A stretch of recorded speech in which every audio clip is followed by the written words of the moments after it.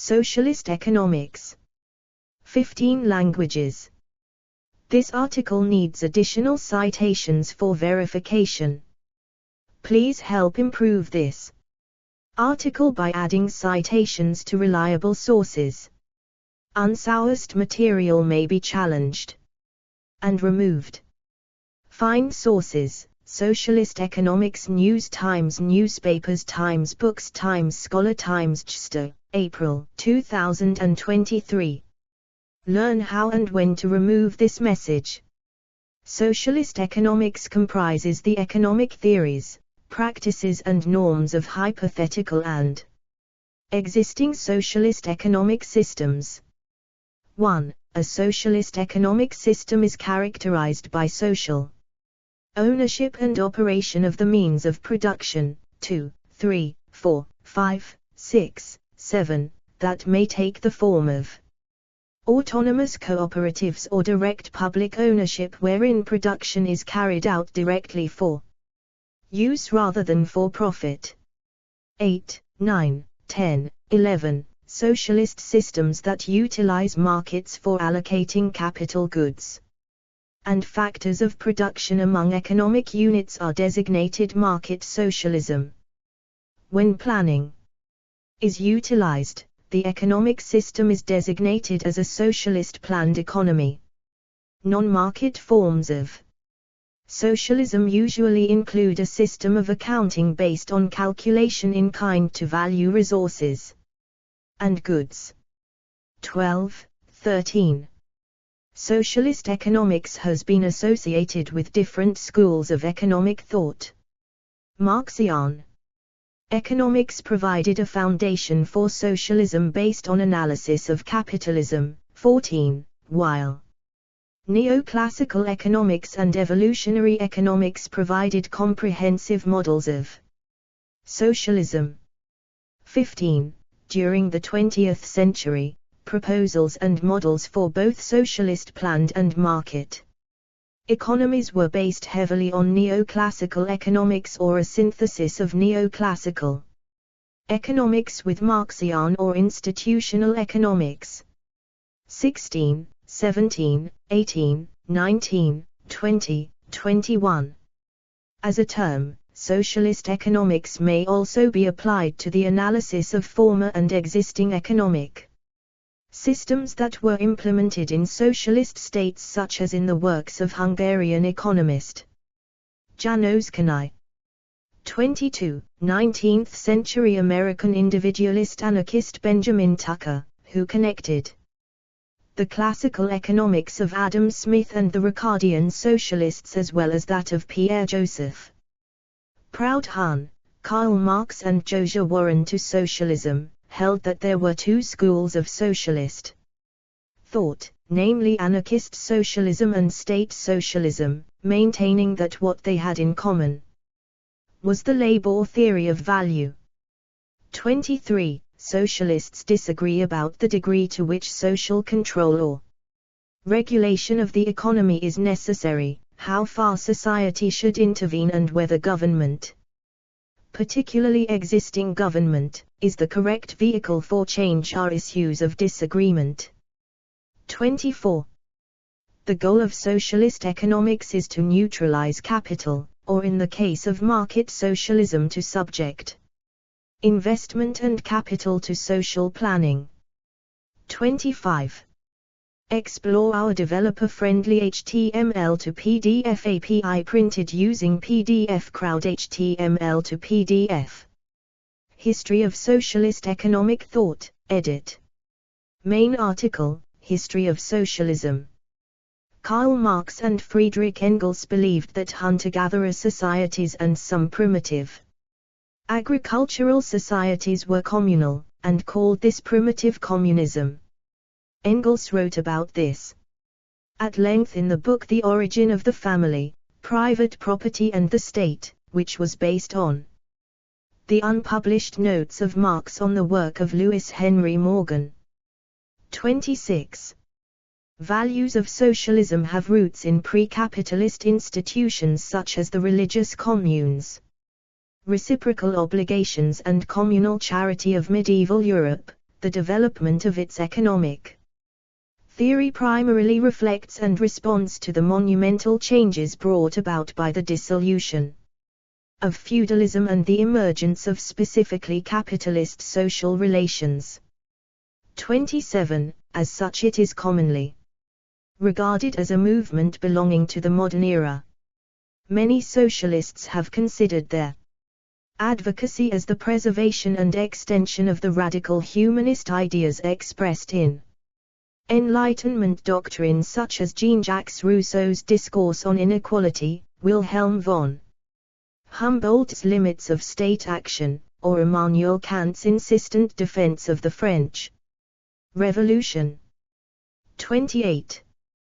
Capitalism appeared in mature form as a result of the problems raised when an industrial factory system requiring long-term investment and entailing corresponding risks was introduced into an internationalized commercial, mercantilist framework. Historically speaking, the most pressing needs of this new system were an assured supply of the elements of industry, land, elaborate machinery, and labor, and these imperatives led to the commodification of these elements. 29. According to influential socialist economic historian Karl Polanyi's classic account, the forceful transformation of land, money and especially labor into commodities to be allocated by an autonomous market mechanism was an alien and inhuman rupture of the pre-existing social fabric. Marx had viewed the process in a similar light, referring to it as part of the process of primitive accumulation whereby enough initial capital is amassed to begin capitalist production. The dislocation that Polanyi and others describe triggered natural counter-movements in efforts to embed the economy in society. These counter-movements, that included, for example, the Luddite rebellions, are the incipient socialist movements. Over time such movements gave birth to or acquired an array of intellectual defenders who attempted to develop their ideas in theory. As Polanyi noted, these counter-movements were mostly reactive and therefore not full-fledged socialist movements. Some demands went no further than a wish to mitigate the capitalist market's worst effects. Later, a full socialist program developed, arguing for systemic transformation. Its theorists believed that even if markets and private property could be tamed so as not to be excessively exploitative, or crises could be effectively mitigated, capitalist social relations would explore our developer-friendly HTML to PDF API printed using PDF Crowd HTML to PDF. Charles Fourier, influential early French socialist thinker, remained significantly unjust and anti-democratic, suppressing universal human needs for fulfilling empowering and creative work, diversity and solidarity.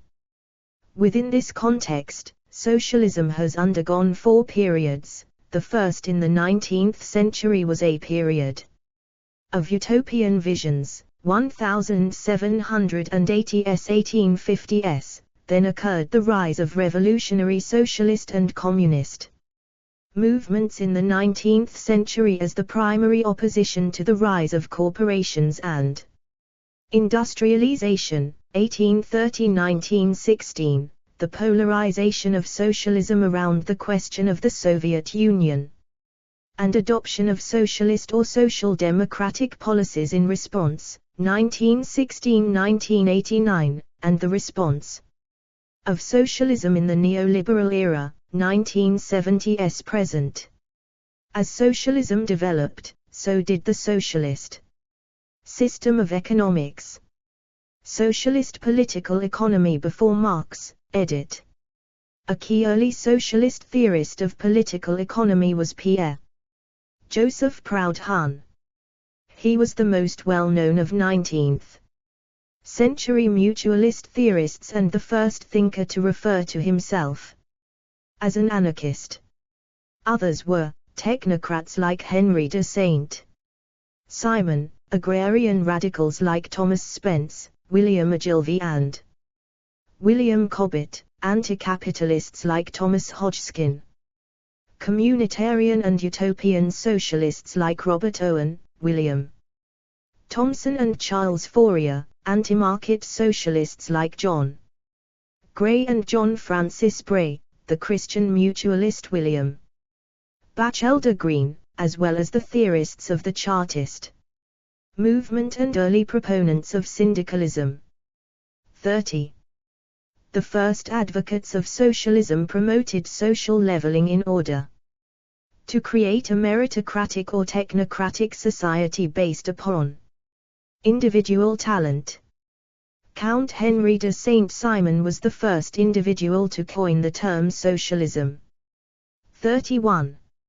Saint-Simon was fascinated by the enormous potential of science and technology, which led him to advocate a socialist society that would eliminate the disorderly aspects of capitalism and which would be based upon equal opportunities. 32. Saint-Simon advocated a society in which people were ranked according to their capacities and rewarded according to their work. 31. This was accompanied by a desire to implement a rationally organized economy based on planning and geared towards large-scale scientific and material progress, which embodied a desire for a semi-planned economy.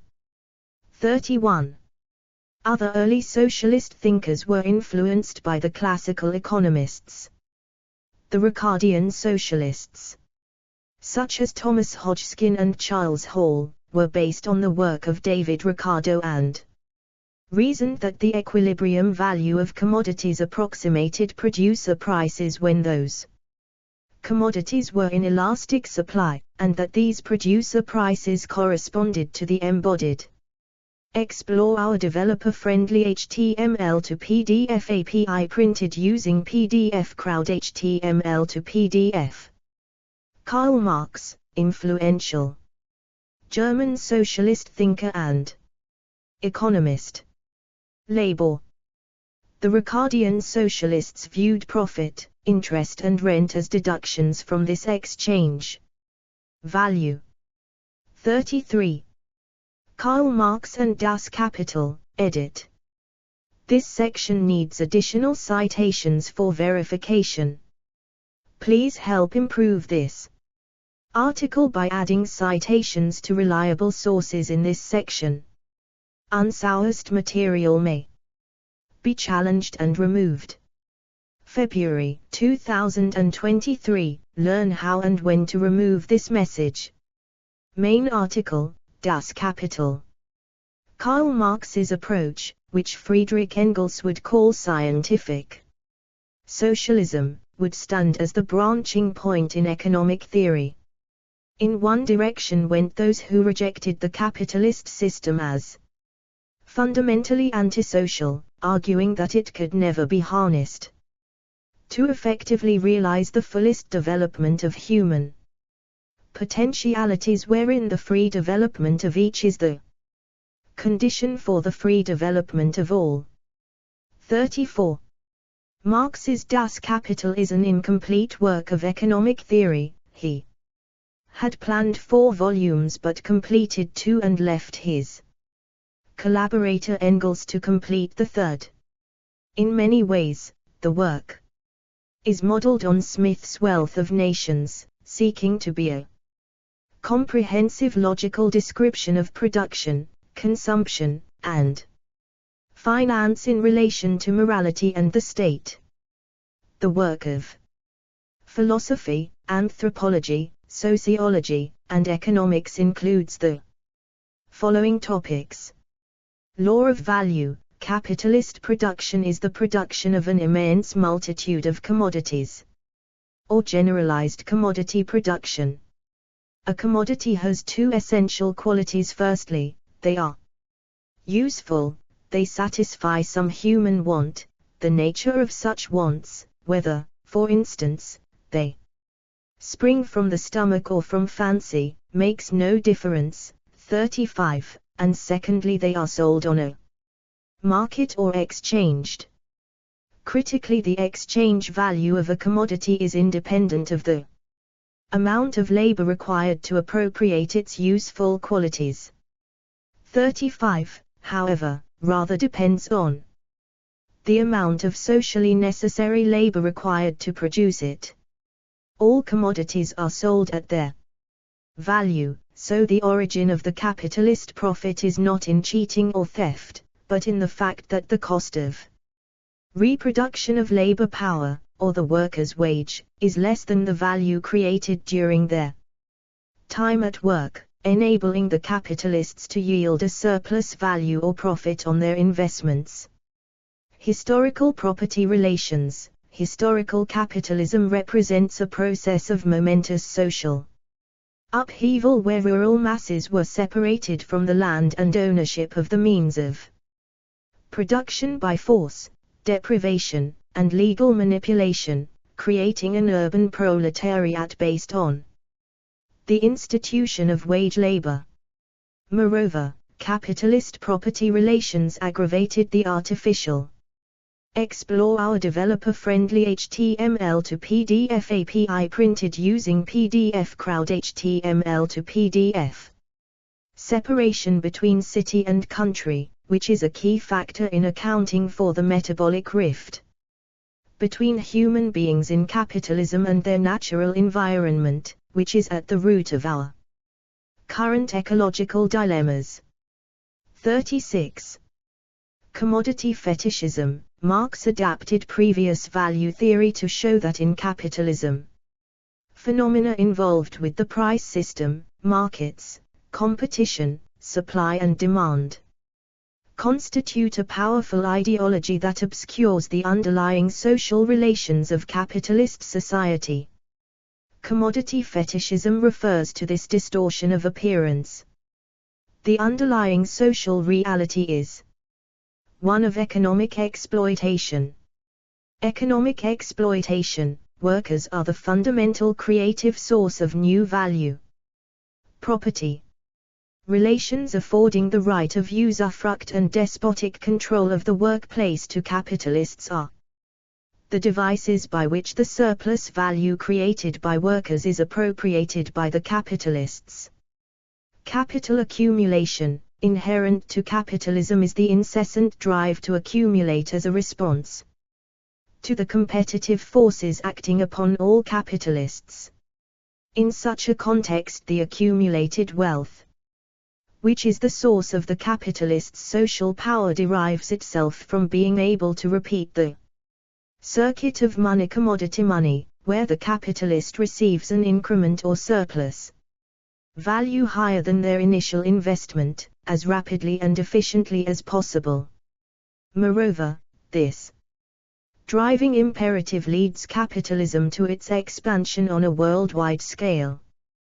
Crises. Marx identified natural and historically specific, i.e. structural, barriers to accumulation that were interrelated and interpenetrated one another in times of crises. Different types of crises, such as realization crises and overproduction crises, are expressions of capitalism's inability to constructively overcome such barriers. Moreover, the upshot of crises is increased centralization, the expropriation of the many capitalists by the few. Centralization, the interacting forces of competition, endemic crises, intensive and extensive expansion of the scale of production, and a growing interdependency with the state apparatus. All promote a strong developmental tendency towards the centralization of capital. Material development, as a result of its constant drive to optimize profitability by increasing the productivity of labor, typically by revolutionizing technology and production techniques. Capitalism develops so as to progressively reduce the objective need for work, suggesting the Potential for a new era of creative forms of work and expanded scope for leisure. Socialization and the preconditions for social revolution, by socializing the labor process. Concentrating workers into urban settings in large-scale production processes and linking them. In a worldwide market, the agents of a potential revolutionary change are created. Thus Marx felt that in the course of its development capitalism was at the same time developing the preconditions for its own negation. However, although the objective conditions for change are generated by the capitalist system itself, the subjective conditions for social revolution can only come about through the apprehension of the objective circumstances by the agents themselves, and the transformation of such understanding into an effective revolutionary program. 37. Anarchist Economics, edit. Explore our developer-friendly HTML to PDF API printed using PDF Crowd HTML to PDF. The Conquest of Bread. By Peter Kropotkin. Influential work which presents the economic vision of anarcho-communism. Main article, Anarchist Economics. Anarchist economics is the set of theories and practices of economics and economic activity within the political philosophy of anarchism. Pierre-Joseph Proudhon was involved with the Lyons Mutualists and later adopted the name to describe his own teachings. 38. Mutualism is an anarchist school of thought that originates in the writings of Pierre-Joseph Proudhon, who envisioned a society where each person might possess a means of production, either individually or collectively, with trade representing equivalent amounts of labor in the free market. 39. Integral to the scheme was the establishment of a mutual credit bank that would lend to producers at a minimal interest rate, just high enough to cover administration. 40. Mutualism is based on a labor theory of value that holds that when labor or its product is sold, in exchange, it ought to receive goods or services embodying the amount of labor necessary to produce an article of exactly similar and equal utility. 41. Collectivist anarchism is a revolutionary, 42, doctrine that advocates the abolition of the state and private ownership of the means of production. Instead, it envisions the means of production being owned collectively and controlled and managed by the producers themselves.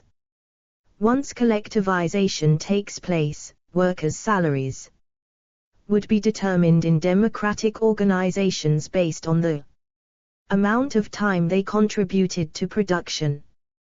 These salaries would be used to purchase goods in a communal market. 43. Anarcho-communism is a theory of anarchism which advocates the abolition of the state, private property, and capitalism in favor of common ownership of the means of production. 44, 45, direct democracy and a horizontal network of voluntary associations, and workers' councils with production and consumption based on the guiding principle, from each according to ability, to each according to need. 46, 47, unlike mutualism, collectivist anarchism and Marxism, anarcho-communism as defended by Peter Kropotkin and Errico Malatesta rejected the labor theory of value altogether, instead advocating a gift economy and to base distribution on need.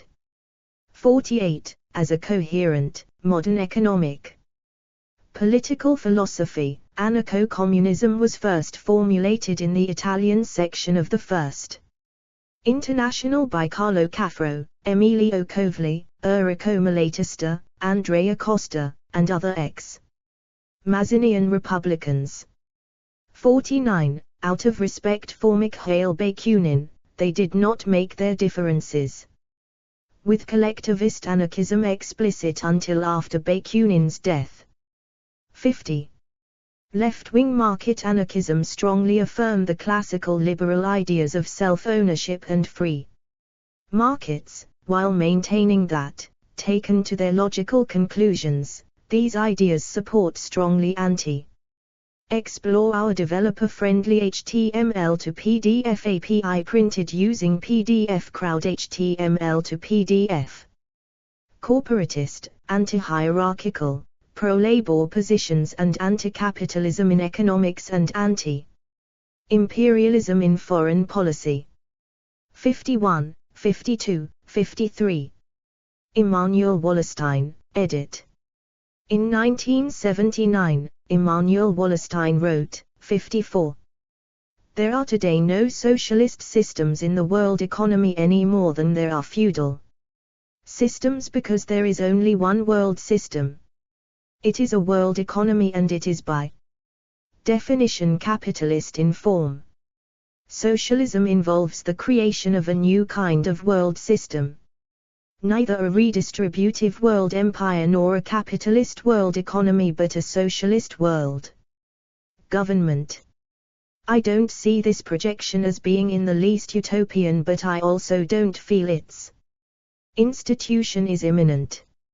It will be the outcome of a long social struggle in forms that may be familiar and perhaps in very few forms, that will take place in all the areas of the world economy. Characteristics, edit. See also, socialist mode of production. A socialist economy is a system of production where goods and services are produced directly for use, in contrast to a capitalist economic system, where goods and services are produced to generate profit, and therefore indirectly for use. Production under socialism would be directly and solely for use with the natural and technical resources of the world held in common and controlled democratically. The sole object of production would be to meet human needs. 55.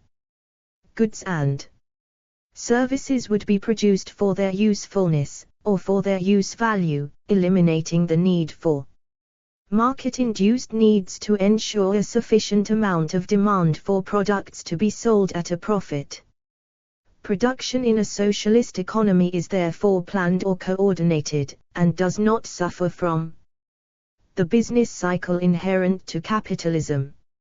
In most socialist theories, economic planning only applies to the factors of production and not to the allocation of goods and services produced for consumption, which would be distributed through a market. Karl Marx stated that lower stage communism would consist of compensation based on the amount of labor one contributes to the social product. 56. The ownership of the means of production varies in different socialist theories. It can either be based on public ownership by a state apparatus, direct ownership by the users of the productive property through worker cooperative, or commonly owned by all of society with management and control delegated to those who operate /use the means of production. Management and control over the activities of enterprises is based on self-management and self-governance, with equal power relations in the workplace to maximize occupational autonomy. A. Explore our developer-friendly HTML to PDF API printed using PDF Crowd HTML to PDF. Albert Einstein advocated for a socialist planned economy with his 1949 article Why Socialism. Socialist form of organization would eliminate controlling hierarchies so that only a hierarchy based on technical knowledge in the workplace remains. Every member would have decision-making power in the firm and would be able to participate in establishing its overall policy objectives. Policies/goals would be carried out by the technical specialists that form the coordinating hierarchy of the firm, who would establish plans or directives for the work community to accomplish these goals. 57. However, the economies of the former socialist states, excluding Yugoslavia, were based on bureaucratic, top-down administration of economic directives and micromanagement of the worker in the workplace inspired by capitalist models of scientific management.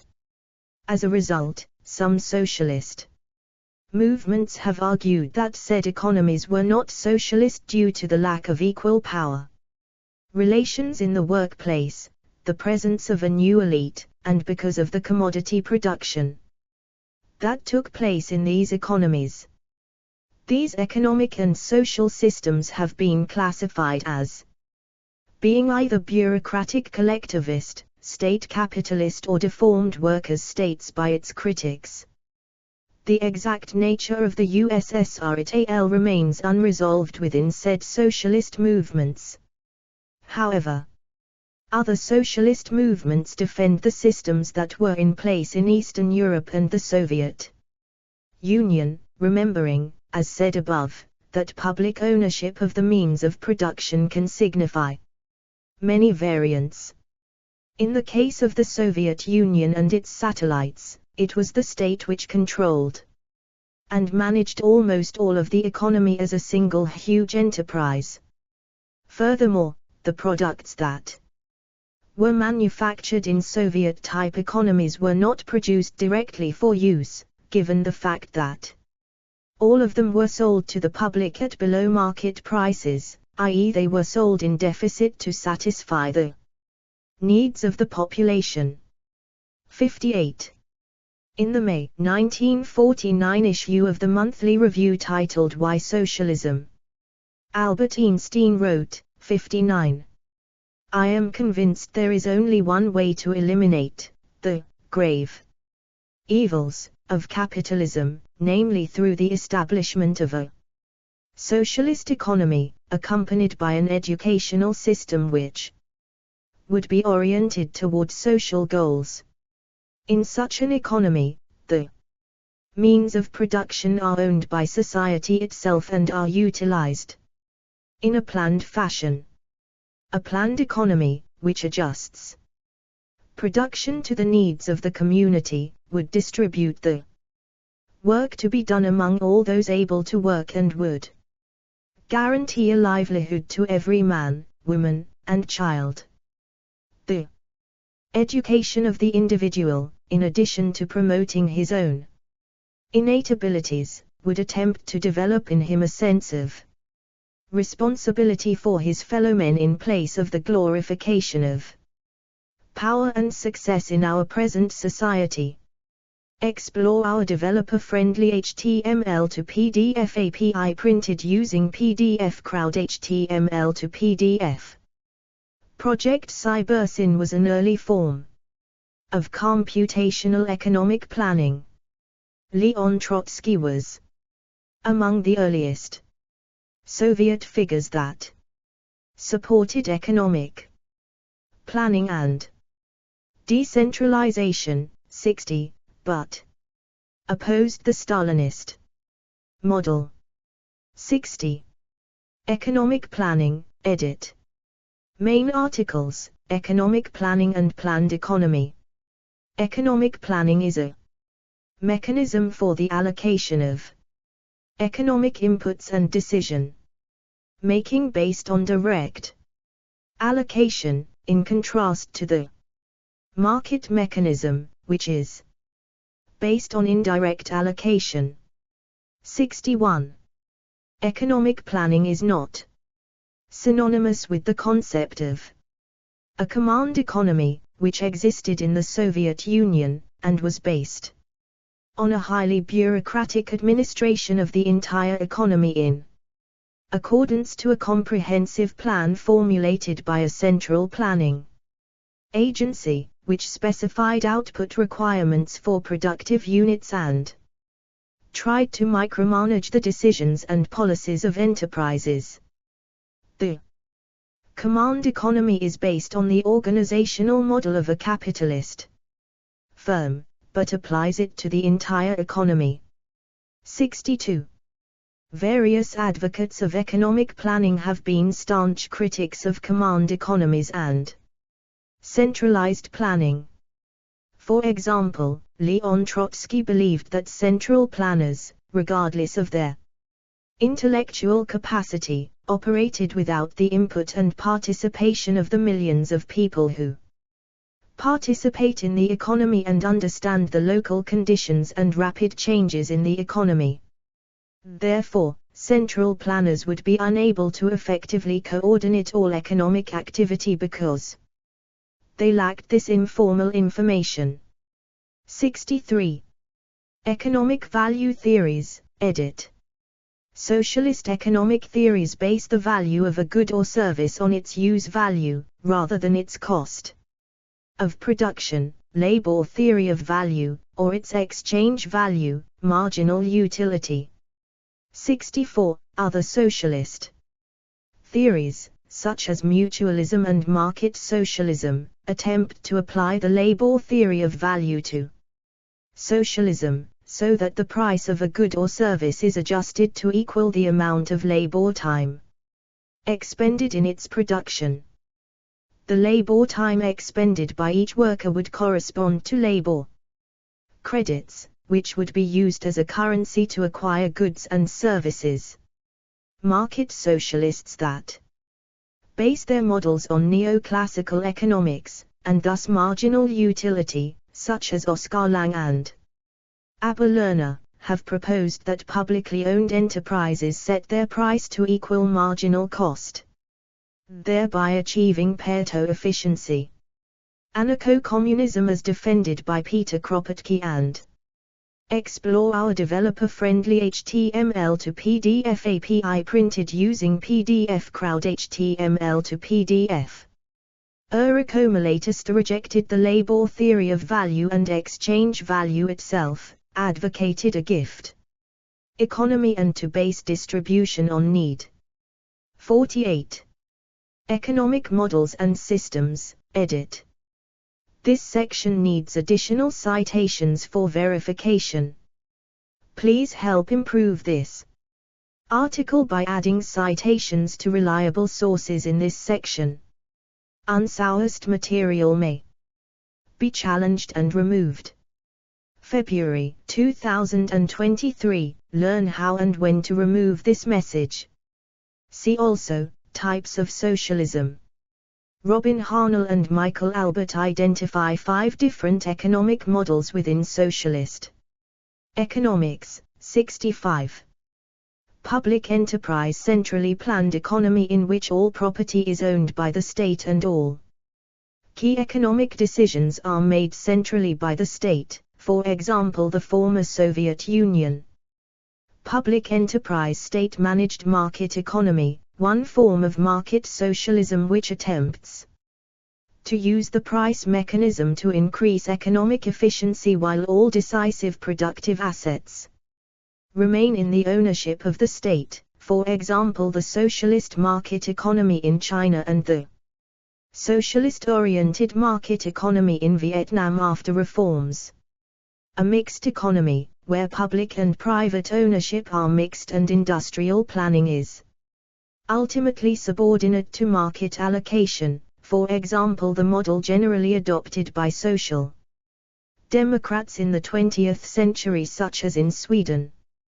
Many different proposals for socialist economic systems call for a type of mixed economy, where multiple forms of ownership over the means of production coexist with one another. Alternatively, a mixed economy may also be a socialist economy that allows a substantial role for private enterprise and contracting within a dominant economic framework of public ownership. This can extend to Soviet-type planned economies that have been reformed to incorporate a greater role for markets in the allocation of factors of production. Public enterprise employee-managed market economies, another form of market socialism in which publicly owned, employee-managed production units engage in free market exchanges of goods and services with one another as well as with final consumers, for example mid-20th century Yugoslavia. Two more theoretical models are Prabhat Ranjan Sarkar's progressive utilization theory and economic democracy. Public enterprise participatory planning, an economy featuring social ownership of the means of production with allocation based on an integration of decentralized democratic planning, for example, stateless communism and libertarian socialism. An incipient historical forebear is that of Catalonia during the Spanish Revolution. More developed theoretical models include those of Karl Polanyi, participatory economics, inclusive democracy and the negotiated coordination model of Pat Devine, as well as in Cornelius Castorides's pamphlet Workers' Councils and the Economics of a Self-Managed Society. 66. Explore our developer-friendly HTML to PDF API printed using PDF Crowd HTML to PDF. Janos Kanai identifies 5 distinct types of socialism. Classical and Marxist conception, where socialism is a stage of economic development in which wage labor, private property in the means of production and monetary relations have been made redundant through the development of the productive forces, so that capital accumulation has been superseded by economic planning. Economic planning in this definition means conscious allocation of economic inputs and the means of production by the associated producers to directly maximize use values as opposed to exchange values, in contrast to the anarchy of production of capitalism. Walrasian and market socialist, which defines socialism as public ownership or cooperative enterprises in a market economy, with prices for producer goods set through a trial and error method by a central planning board. In this view, socialism is defined in terms of de jure public property rights over major enterprises.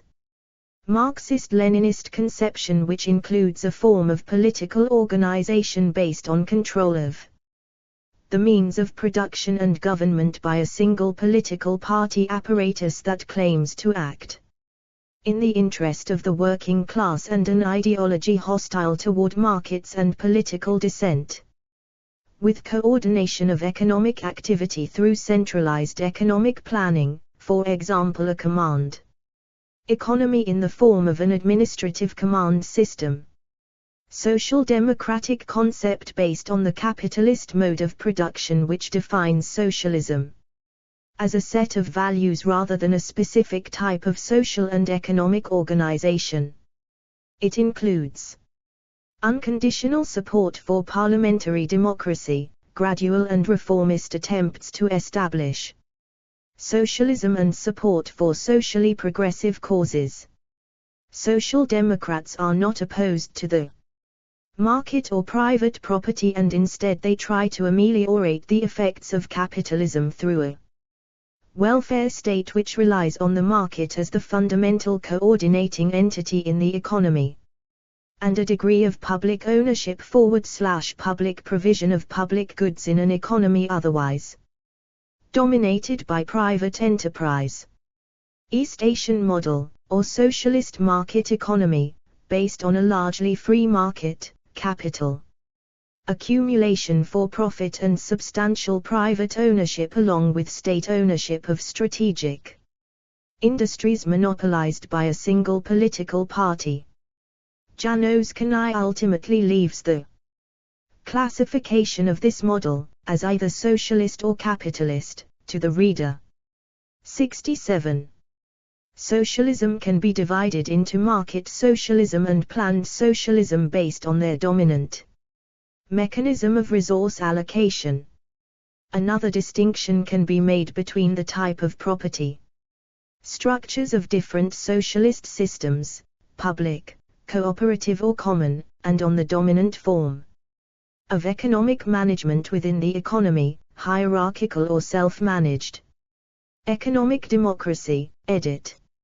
Economic democracy is a model of market socialism primarily developed by the American economist David Schweikart.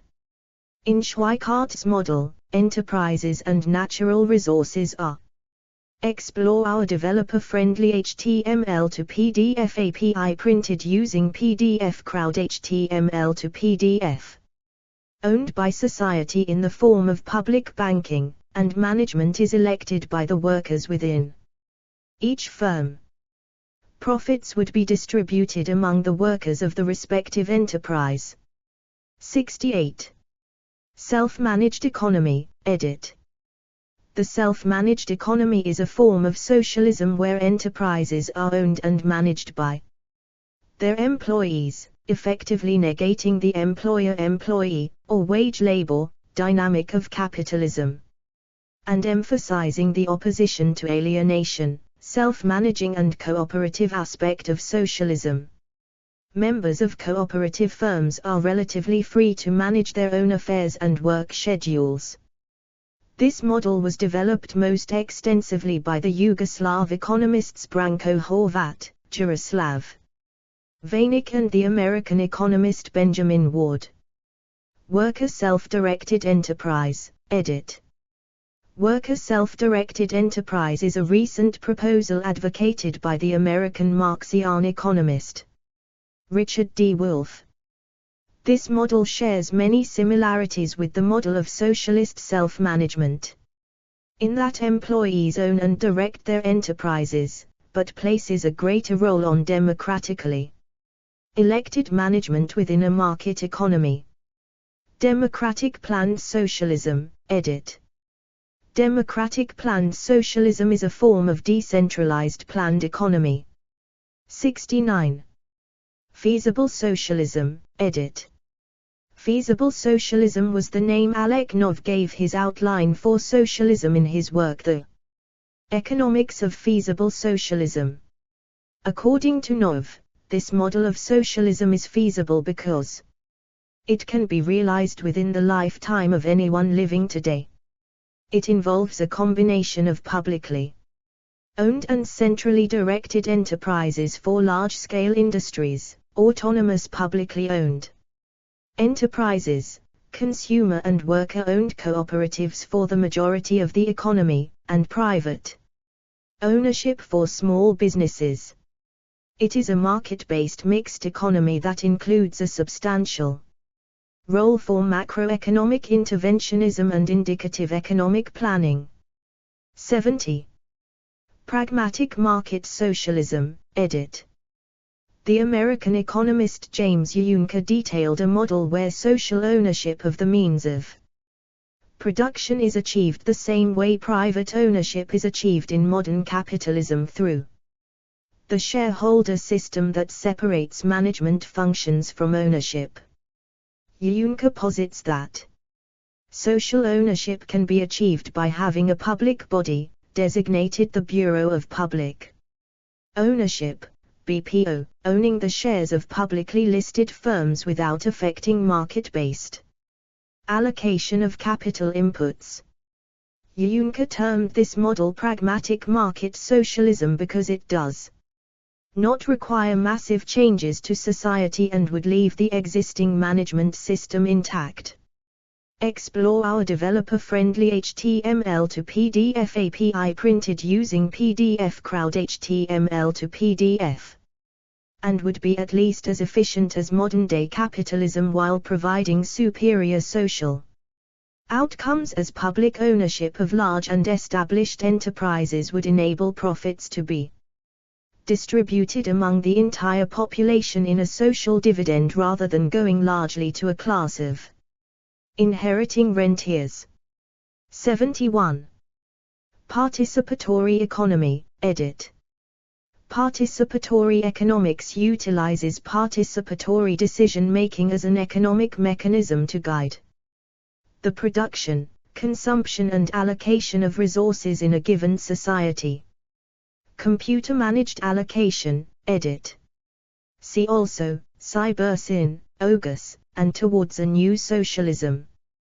Proposals for utilizing computer-based coordination and information technology for the coordination and optimization of resource allocation, also known as cybernetics, within an economy have been outlined by various socialists, economists and computer scientists, including Oskar Lange, the Soviet engineer Viktor Glushkov, and more recently Paul Cockshott and Alan Cottrell. Peer-to-peer economy and open source, edit. The networked information age has enabled the development and emergence of new forms of organizing the production of value in non-market arrangements that have been termed commons based peer production, along with the negation of ownership and the concept of property in the development of software in the form of open source and open design. 72. Negotiated coordination, edit. Economist Pat Devine has created a model of coordination called negotiated coordination, which is based upon social ownership by those affected by the use of the assets involved, with decisions made by those at the most localized level of production. 73. Elements of socialism in practice, edit. This section needs additional citations for verification. Please help improve this article by adding citations to reliable sources in this section. Unsourced material may be challenged and removed. February 2023. Learn how and when to remove this message. Centrally planned economies, edit. A centrally planned economy combines public ownership of the means of production with centralized state planning. This model is usually associated with the Soviet-type command. Explore our developer-friendly HTML to PDF API printed using PDF Crowd HTML to PDF economy. In a centrally planned economy, decisions regarding the quantity of goods and services to be produced are planned in advance by a planning agency. In the early years of Soviet central planning, the planning process was based upon a selected number of physical flows with inputs mobilized to meet explicit production targets measured in natural or technical units. This material balances method of achieving plan coherence was later complemented and replaced by value planning, with money provided to enterprises so that they could recruit labor and procure materials and intermediate production goods and services. The Soviet economy was brought to balance by the interlocking of three sets of calculation, namely the setting up of a model incorporating balances of production, manpower and finance. The exercise was undertaken annually and involved a process of iteration, the method of successive approximation. 74. Although nominally a centrally planned economy, in reality formulation of the plan took place on a more local level of the production process as information was relayed from enterprises to planning ministries. Aside from the Soviet Union and Eastern Bloc economies, this economic model was also utilized by the People's Republic of China, Socialist Republic of Vietnam, Republic of Cuba and North Korea. Soviet Union, edit. Main article, Economy of the Soviet Union. See also, 5-year plans of the Soviet Union, Gosplan, and Ministry of Finance, Soviet Union. The Soviet Union and some of its European satellites aimed for a fully centrally planned economy. While they dispensed almost entirely with private ownership over the means of production, workers still effectively received a wage for their labor. Some, who believe that according to Marxist theory, This should have been a step towards a genuine workers' state. However, some Marxists consider this a misunderstanding of Marx's views on historical materialism and of his views on the process of socialization. Characteristics of the Soviet economic model included production quotas for every productive unit. A farm, mine or factory was judged on the basis of whether its production met the quota. It would be provided with a quota of the inputs it needed to start production, and then its quota of output would be taken away and given to downstream production units or distributed to consumers. Allocation through political control. In contrast with systems where prices determined allocation of resources, the Soviet bureaucracy determined allocation, particularly of the means of production. The prices that were constructed were determined after the formulation of the economy plan, and such prices did not factor into choices about what was produced and how it was produced in the first place. Full employment. Every worker was ensured employment. However, workers were generally not directed to jobs. The Central Planning Administration adjusted relative wages rates to influence job choice in accordance with the outlines of the current plan. Explore our developer-friendly HTML to PDF API printed using PDF Crowd HTML to PDF. Clearing goods by planning. If a surplus of a product accumulated, then the Central Planning Authority would either reduce the quota for its production or increase the quota for its use. 5-year plans for the long-term development of key industries. The planning system in the Soviet Union developed under Stalin between 1928 and 1934. 75. Need quotation to verify. According to historian Sheila Fitzpatrick, the scholarly consensus was that Stalin appropriated the position of the left opposition on such matters as industrialization and collectivization. 76. After the end of the Second World War in 1945, the 7 countries with communist governments in Central and Eastern Europe introduced central planning with 5 or 6-year plans on the Soviet model by 1951. The common features included the nationalization of industry, transport and trade, compulsory procurement in farming, but not collectivization, and government monopolies on foreign trade. 77. Prices were largely determined on the basis of the costs of inputs, a method derived from the labor theory of value. Prices did not therefore incentivize production enterprises, whose inputs were instead purposely rationed by the central plan. This taught planning began around 1930 in the Soviet Union and only became attenuated after the economic reforms in 1966-1968, when enterprises were encouraged to make profits. 78.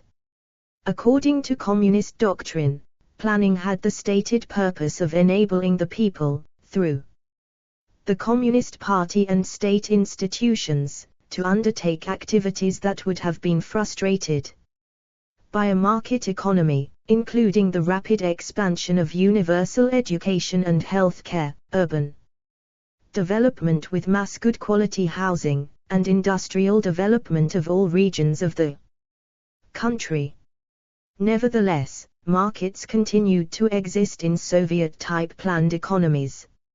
Even after the collectivization of agriculture in the Soviet Union in the 1930s, members of collective farms and anyone with a private garden plot were free to sell their own produce. Farm workers were often paid in kind. Licensed markets operated in every town and city borough where non-state-owned enterprises, such as cooperatives and collective farms, were able to offer their products and services. From 1956 and 1959 onwards, all wartime controls over manpower were removed and people could apply for and quit jobs freely in the Soviet Union. The use of market mechanisms went furthest in Yugoslavia, Czechoslovakia and Hungary. From 1975, Soviet citizens had the right to engage in private handicraft. Collective farmers could raise and sell livestock privately from 1981. Households were free to dispose of their income as they chose, and incomes were lightly taxed. 79. Historian Robert Vincent Daniels regarded the Stalinist period to represent an abrupt break with Lenin's government in terms of economic planning, in which an deliberated, scientific system of planning that featured former Menshevik economists at Gosplan had been replaced with a hasty version of planning with unrealistic targets, bureaucratic waste, bottlenecks and shortages. Stalin's formulations of national plans in terms of physical quantity of output was also attributed by Daniels as a source for the stagnant levels of efficiency and quality. 80. Dispute that the Soviet model is socialism. Edit.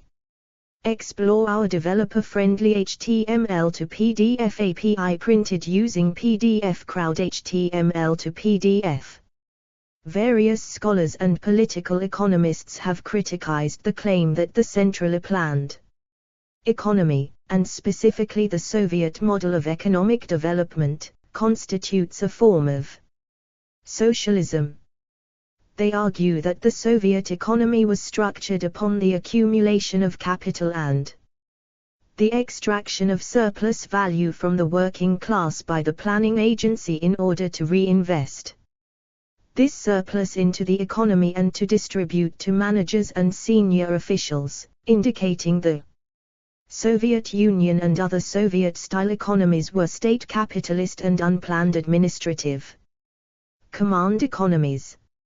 81, 82, 83, 84, 85, 86. More fundamentally, these economies were structured around the dynamic of capitalism, i.e. the accumulation of capital, production for profit, as opposed to being based on production for use, the defining criterion for socialism, and the law of value. Having not yet transcended the system of capitalism, but being in fact a variation of capitalism, based on a process of state-directed accumulation. 87, 88, 89. On the other side of the argument, economists contend that no surplus value was generated from labor activity or from commodity markets in the socialist planned economies. They therefore claim that there was no exploiting class, even if inequalities existed. 90. Since prices were controlled and set below market clearing levels, there was no element of value added at the point of sale, as occurs in capitalist market economies. Prices were built up from the average cost of inputs, including wages, taxes, interest on stocks and working capital, as well as allowances to cover the recoupment of investment and for depreciation, so there was no profit margin in the price charged to customers. 91, 92. Wages did not reflect the purchase price of labor, since labor was not a commodity traded in a market and the employing organizations did not own the means of production. Wages were set at a level that permitted a decent standard of living. They rewarded specialist skills and educational qualifications. In macroeconomic terms, the plan allocated the whole national product to workers in the form of wages for the workers' own use, with a fraction withheld for investment and for imports from abroad. The difference between the average value of Wages and the value of national output per worker did not imply the existence of surplus value, since it was part of a consciously formulated plan for the development of society. 93. The presence of inequality in the socialist planned economies did not imply that an exploiting class existed. In the Soviet Union, Communist Party members were able to buy scarce goods in special shops, and the leadership elite took advantage of state property to live in more spacious accommodation, and sometimes in luxury. Although they received privileges not commonly available and some additional income in kind, there was no difference in their official remuneration in comparison to their non-party peers. Enterprise managers and workers received only the wages and bonuses related to the production targets that the planning authorities had set. Outside of the cooperative sector, which enjoyed greater economic freedoms and whose profits were shared among all members of the cooperative, there was no profit-taking class. 94, 95. Other analysts maintain that workers in the Soviet Union and in other Marxist-Leninist states had genuine control over the means of production through institutions such as trade unions. 96, 97, 98, 99, 100. Explore our developer-friendly HTML to PDF API printed using PDF Crowd HTML to PDF. Some socialist critics point to the lack of socialist social relations in Soviet-style economies. Specifically the lack of self-management, to a bureaucratic elite based on hierarchical and centralized powers of authority, as well as to the lack of genuine worker control over the means of production. Such factors lead them to conclude that Soviet economies were not socialist, but examples either of bureaucratic collectivism or of state capitalism.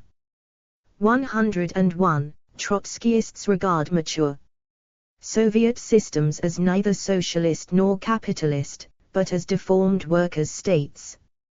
This analysis is consistent with the April Theses of 1917, in which Lenin stated that the prospective Bolshevik revolution aimed not to introduce socialism, which could only be established on a worldwide scale, but to bring production and the state under the control of the Soviets of workers' deputies.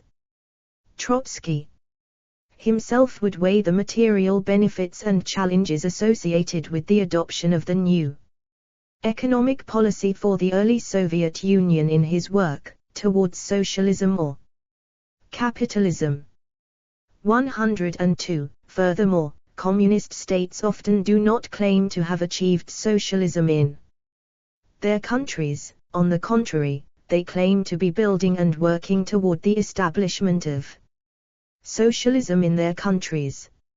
For example, the preamble to the Socialist Republic of Vietnam's Constitution states that Vietnam only entered a transition stage between capitalism and socialism after the country was reunified under the Communist Party in 1976, 103, and the 1992 Constitution of the Republic of Cuba states that the role of the Communist Party is to guide the common effort toward the goals and construction of socialism.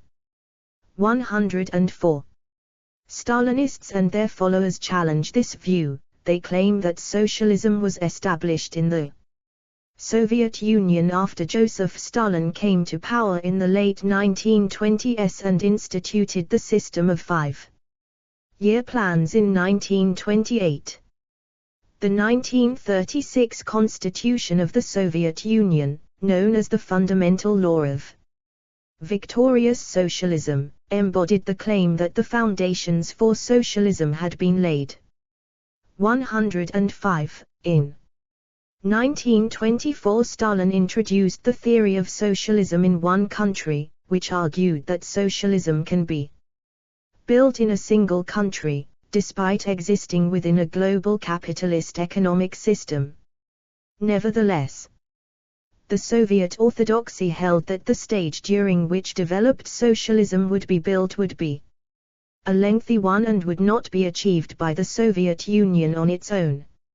According to the official textbooks, the first stage of the transition period from capitalism to socialism had been completed by the 1970s in the European socialist countries, except Poland and Yugoslavia, and in Mongolia and Cuba. Citation needed. The next stage of developed socialism would not be reached until the economic integration of the socialist states becomes a major factor of their economic progress and social relations had been reconstructed on collectivist principles.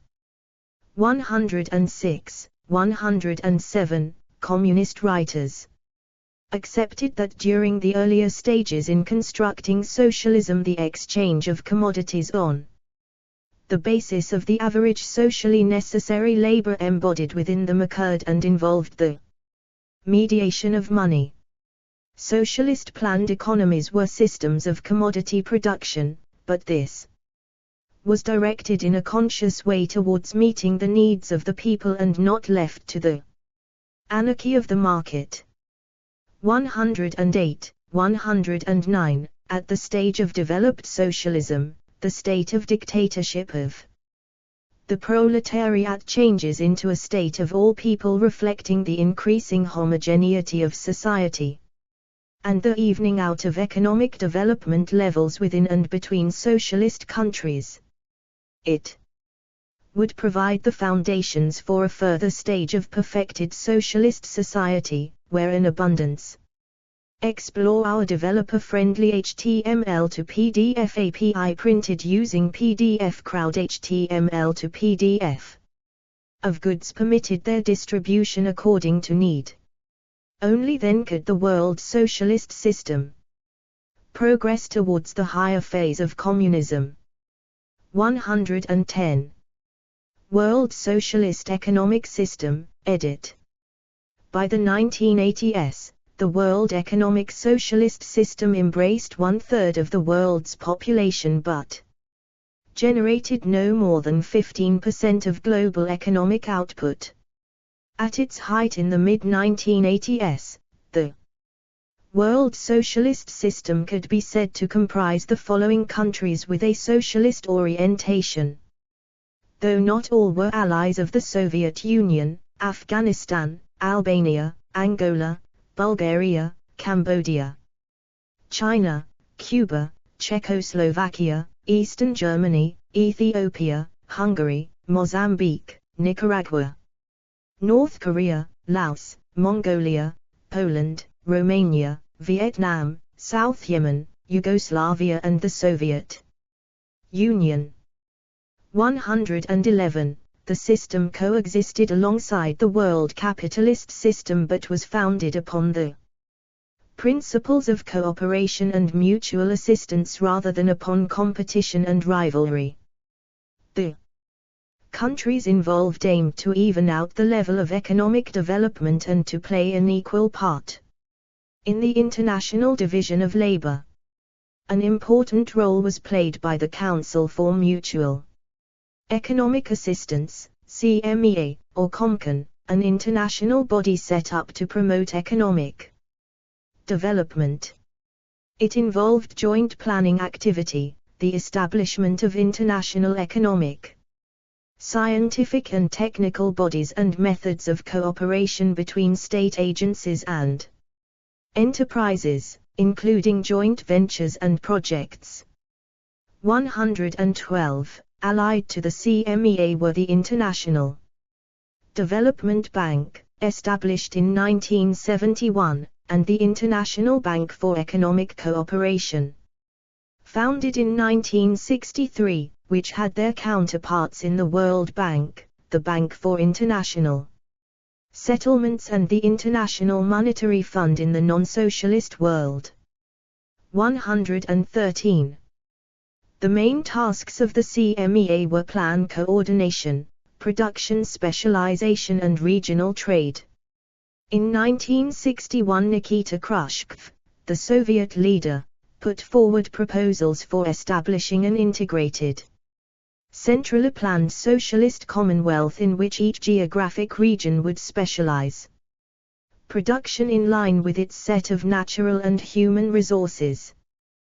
The resulting document, the Basic Principles of the International Socialist Division of Labor, was adopted at the end of 1961, despite objections from Romania on certain aspects. The basic principles were never implemented fully, and were replaced in 1971 by the adoption of the Comprehensive Program for Further Extension and Improvement of Cooperation and Development of Socialist Economic Integration.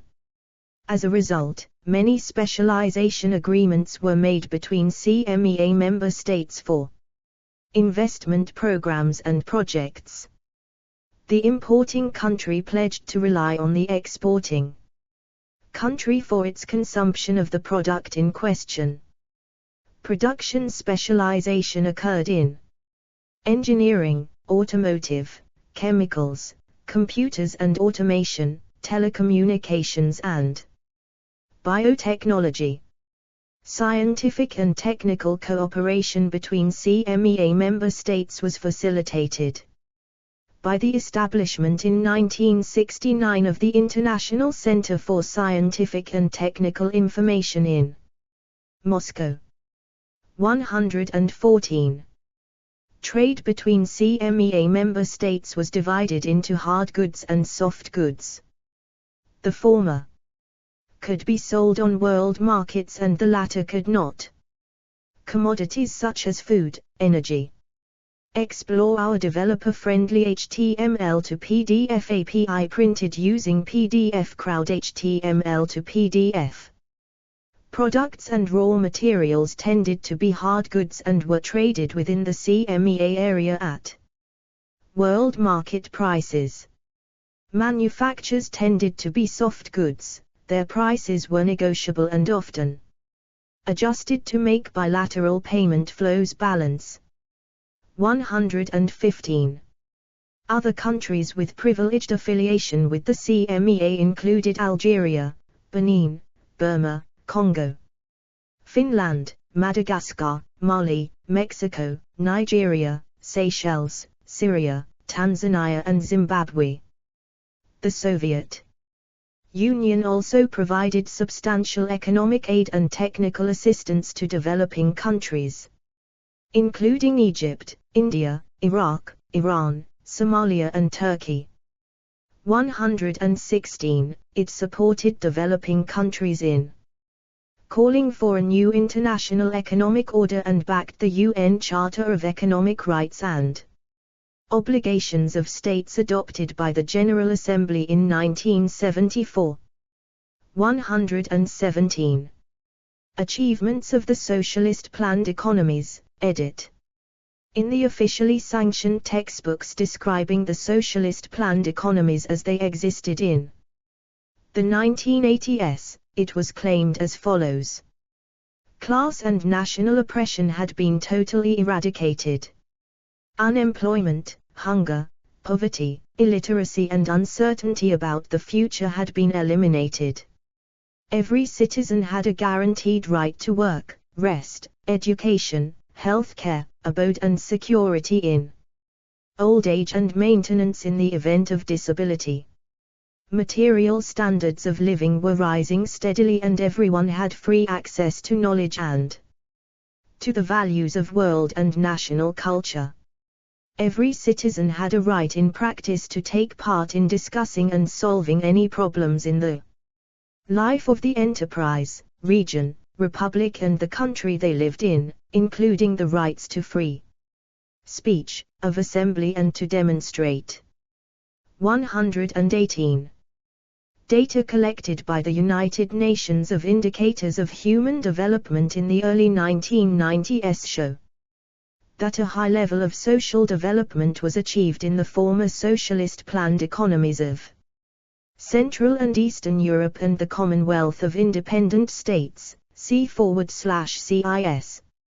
Life expectancy in the C/CIS area in the period 1985–1990 was 68 years, while for the countries of the Organization for Economic Cooperation and Development, OECD, it was 75 years. 119. Infant mortality in the C/CIS area was 25 for every 1,000 live births in 1990, compared to 13 in the OECD area.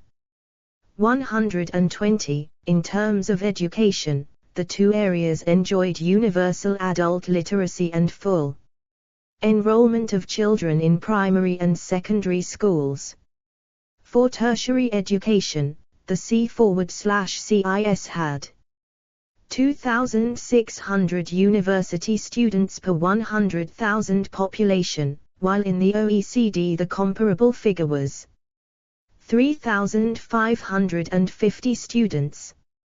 Overall enrollment at primary, secondary and tertiary levels was 75% in the C/CIS region and 82% in the OECD countries.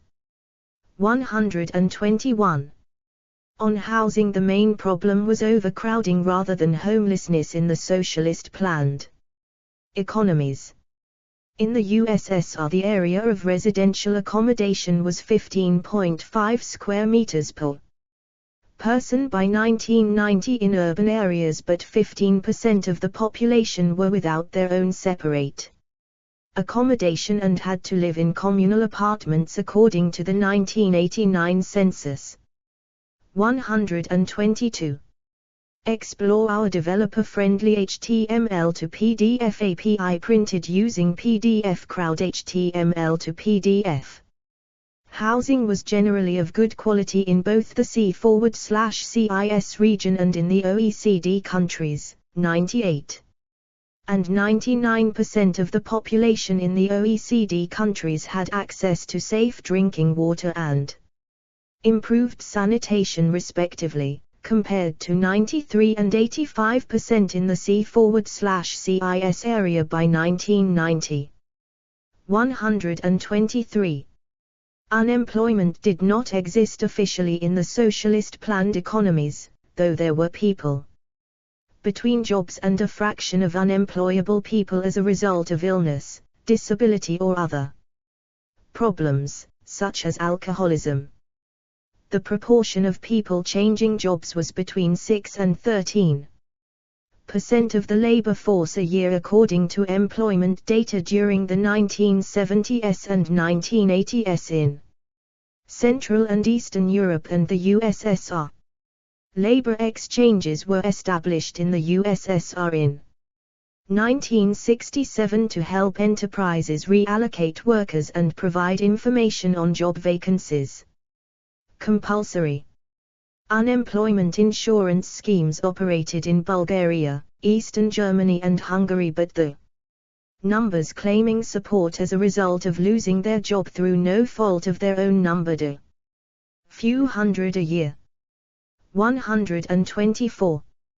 By 1988, GDP per person, measured at purchasing power parity in US dollars, was $7,519 in Russia and $6,304 for the USSR.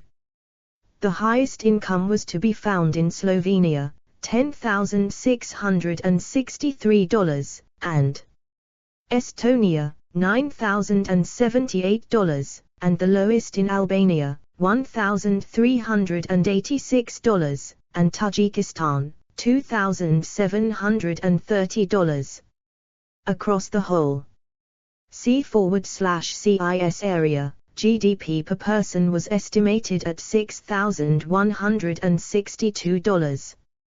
125, this compared to the US with $20,651 and $16,006 for Germany in the same year. For the OECD area as a whole, estimated GDP per person was $14,385. 126. Thus, on the basis of IMF estimates, national income, GDP, per person in the C/CIS area was 43% of that in the OECD area. Economic Problems of the Socialist Planned Economies, edit. From the 1960s onwards, CMEA countries, beginning with East Germany, attempted intensive growth strategies, aiming to raise the productivity of labor and capital.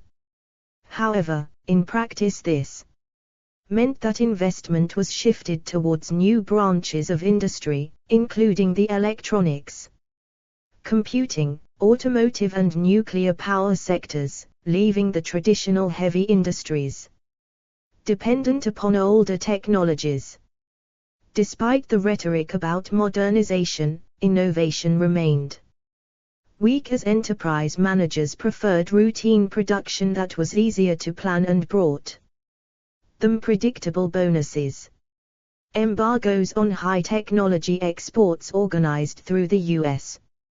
supported COCOM arrangement hampered technology transfer.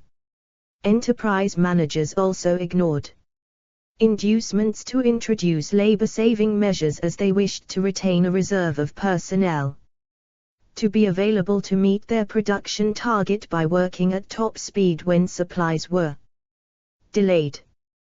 127. Under conditions of taut planning, the economy was expected to produce a volume of output higher than the reported capacity of enterprises, and there was no slack in the system. Enterprises faced a resource constraint and hoarded labor and other inputs and avoided subcontracting intermediate production activities, preferring to retain the work in-house. The enterprise, according to the theory promulgated by Janos Kanai, was constrained by its resources, not by the demand for Explore our developer-friendly HTML to PDF API printed using PDF Crowd HTML to PDF. Its goods and services, nor was it constrained by its finances, since the government was not likely to shut it down if it failed to meet its financial targets.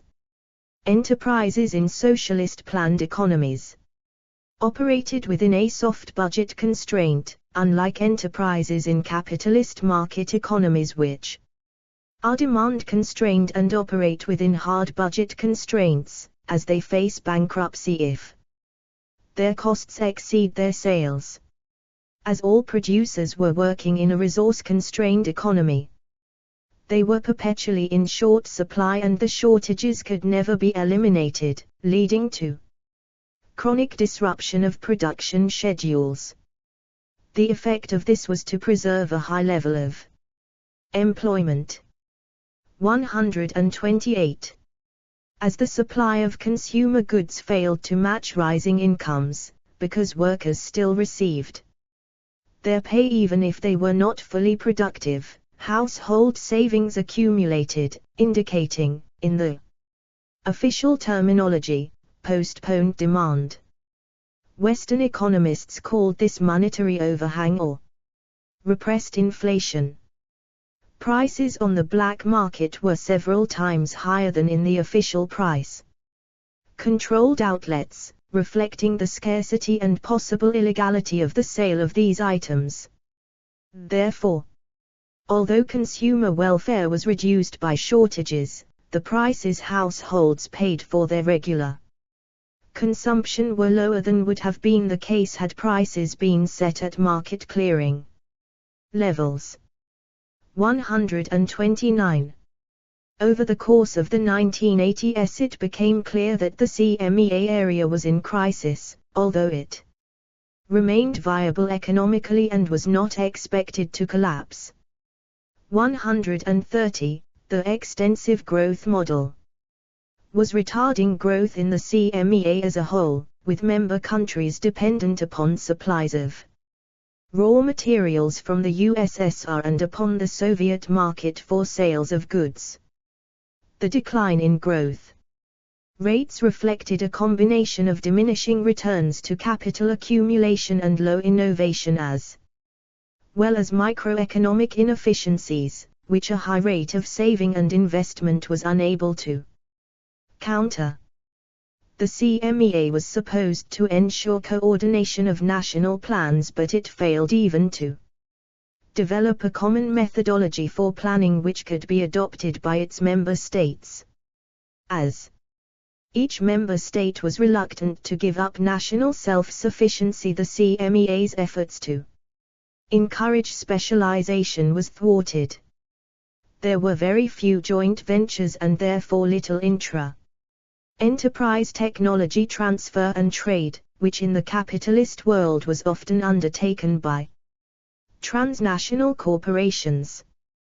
The International Bank for Economic Cooperation had no means of converting a country's trade surplus into an option to buy goods and services from other CMEA members. 131. Transition to market economies, edit.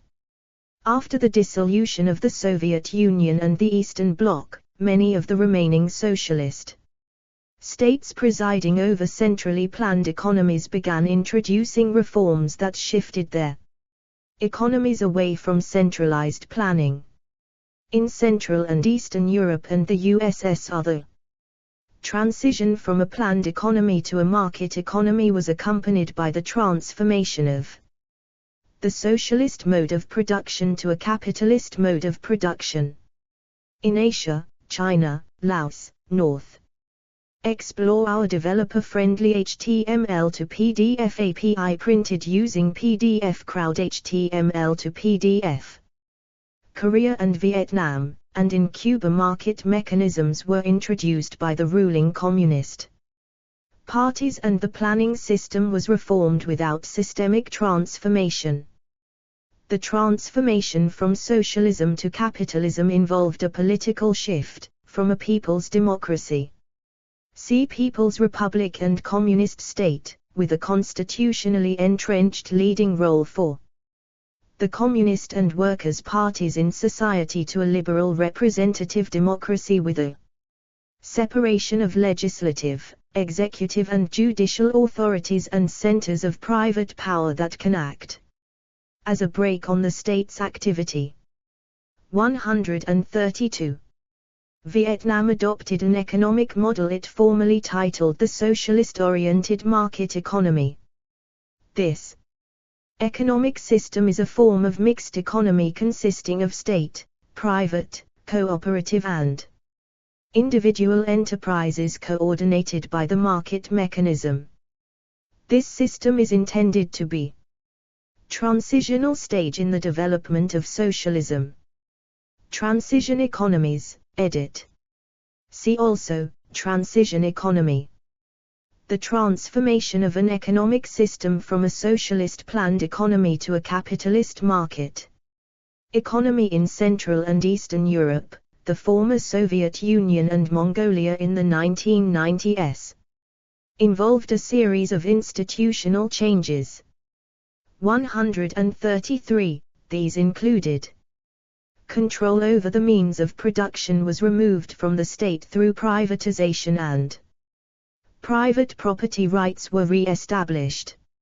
In several countries property was restored to its former owners or their legal successors. If the actual property could not be returned, the former owners received compensation. This occurred in Eastern Germany, Czechoslovakia, Hungary, and Estonia. In all the countries of the Commonwealth of Independent States, the government decided against restoration or compensation on the grounds that too much time had elapsed. And in many cases compensation had already been made through bilateral treaties between the USSR and foreign governments representing the former owners. Voucher privatization, in which citizens and workers in the enterprises received free or cheap shares, was undertaken in most of the transition economies. 134. The decision-making system was decentralized through the ending of central planning and the privatization of enterprises. Work collectives and trade unions lost much of their influence in enterprise decision-making. Markets became the dominant coordination mechanism following price liberalization and the control of foreign trade that permitted more or less unrestricted importation of goods in 1990-92. Queues at retail outlets disappeared, as did hoarded inventories at factories. Stock exchanges were established between 1990 and 1995. Anti-monopoly legislation was introduced. 135. As workers lost their jobs or found their wages unpaid, informal labor markets sprang up along certain streets, particularly for construction trades. 136. Explore our developer-friendly HTML to PDF API printed using PDF Crowd HTML to PDF. The incentive system was modified by the legalization of private enterprise and alteration to employment laws. A large informal sphere developed, estimated at comprising 21 to 30% of official calculations of GDP. 137. The organizational forms prevailing in the socialist planned economies were restructured by breaking up vertically integrated industrial and agricultural concerns and closing non-viable undertakings. The hardening of enterprise budget constraints was more significant in driving industrial restructuring than privatization, according to some studies. 138. The distribution system became more unequal as price controls on necessities were removed, fueling the growth of poverty among people on fixed incomes such as pensioners and the unemployed. Redistributive measures through taxation and social safety nets proved unable to counteract the growth of poverty and, at the other end of the income scale, the emergence of a rich business elite, see also business oligarch. The public choice mechanism was overhauled to rescind the Communist Party's leading role and introduce a liberal constitution entrenching civil rights and representative democracy in almost all transition economies except Belarus, Turkmenistan and Uzbekistan. People's Republic of China, edit. Main articles: Economy of the People's Republic of China and Socialist Market Economy. China embraced a socialist planned economy after the communist victory in its civil war. Private property and private ownership of capital were abolished, and various forms of wealth made subject to state control or to workers' councils. The Chinese economy broadly adopted a similar system of production quotas and full employment by fiat to the Russian model. The Great Leap Forward saw a remarkably large-scale experiment with rapid collectivization of agriculture and other ambitious goals. Results were less than expected. For example, there were food shortages and mass starvation, and the program was abandoned after 3 years. In the common program set up by the Chinese People's Political Consultative Conference in 1949, in effect the country's interim constitution, state capitalism meant an economic system of corporatism. It provided as follows: whenever necessary and possible, private capital shall be encouraged to develop in the direction of state capitalism. 139. In recent decades, China has opened its economy to foreign investment and to market-based trade, and has continued to experience strong economic growth. It has carefully managed the transition from a socialist planned economy to a market economy, officially referred to as the socialist Commodity market economy, which has been likened to state capitalism by some outside observers.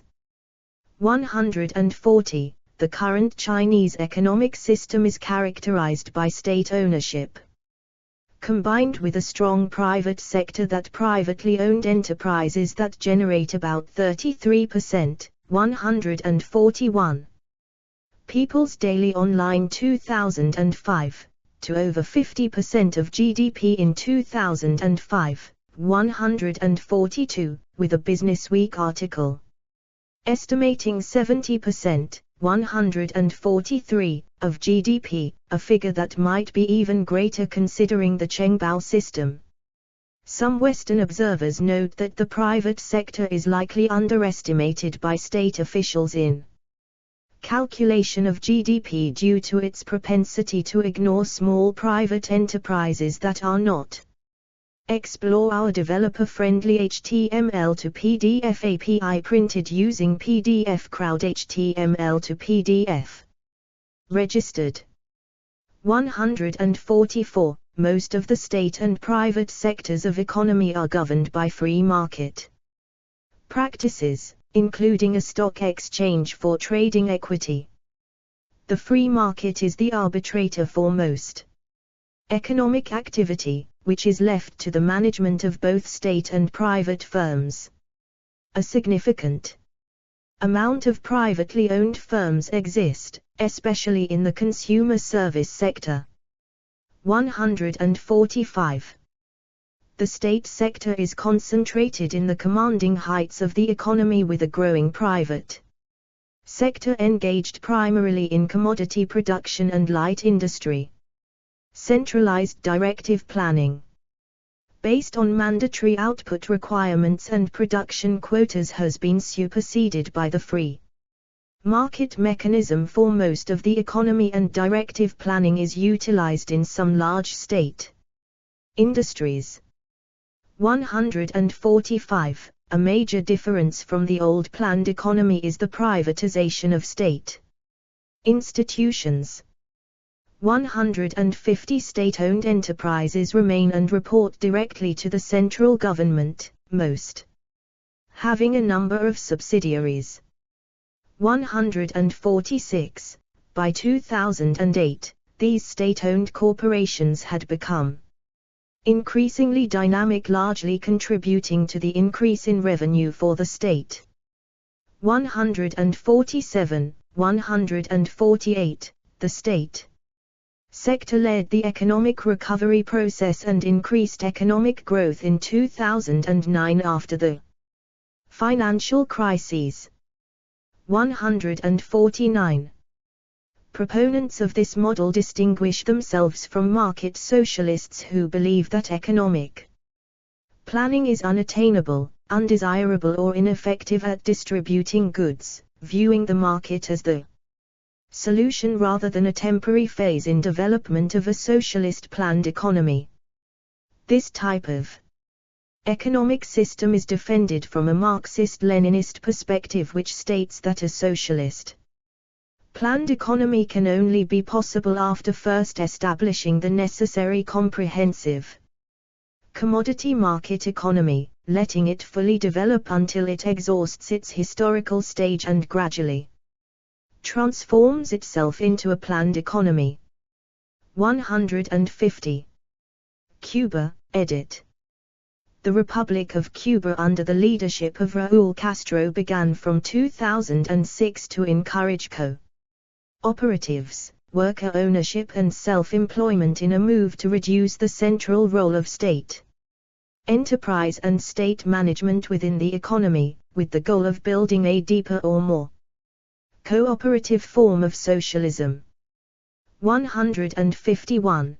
By 2018, there were 429 cooperatives in Cuba, many of which were previously state-owned enterprises. 152. Vietnam, edit.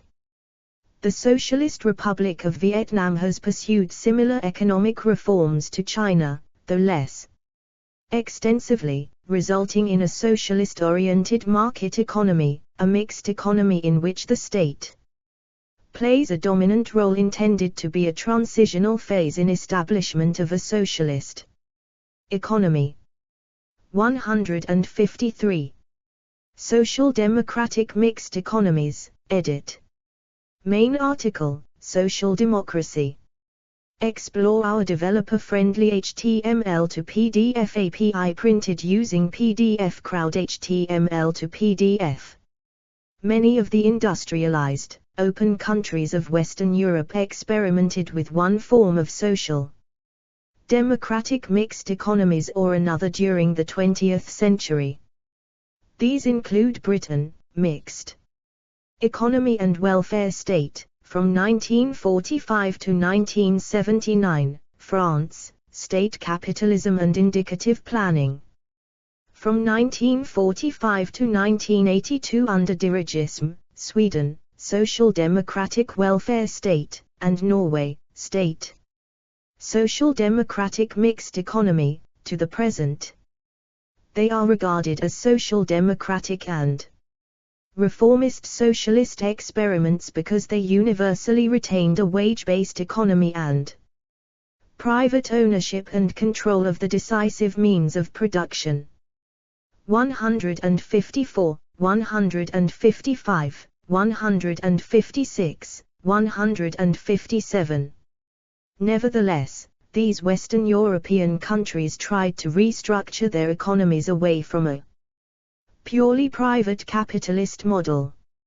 Variations range from social democratic welfare states such as in Sweden to mixed economies where a major percentage of GDP comes from the state sector such as in Norway, which ranks among the highest countries in quality of life and equality of opportunity for its citizens. 158. Elements of these efforts persist throughout Europe, even if they have repealed some aspects of public control and ownership. They are typically characterized by the following features: nationalization of key industries such as mining, oil, steel, energy and transportation. A common model is for a sector to be taken over by the state and then one or more state-owned enterprises set up for its day-to-day running. Advantages of nationalization include the ability of the state to direct investment in key industries, the distribution of state profits from nationalized industries for the overall national good, the ability to direct producers to social rather than market goals and greater control of the industries by and for the workers, as well as the benefits and burdens of publicly funded research and development are extended to the wider populace. Redistribution of wealth, through both tax and spending policies that aim to reduce economic inequalities. Social democracies typically employ various forms of progressive taxation regarding wage and business income, wealth, inheritance, capital gains and property. On the spending side, a set of social policies typically provides free access to public services such as education, health care and child care, while subsidized access to housing, food, pharmaceutical goods, water supply, waste management and electricity is also common. Social security schemes where workers contribute to a mandatory public insurance program. The insurance typically include monetary provisions for retirement pensions and survivor benefits, permanent and temporary disabilities, unemployment and parental leave. Unlike private insurance, governmental schemes are based on public statutes and not contracts, so that contributions and benefits may change in time and are based on solidarity among participants. Its funding is done on an ongoing basis, without direct relationship with future liabilities.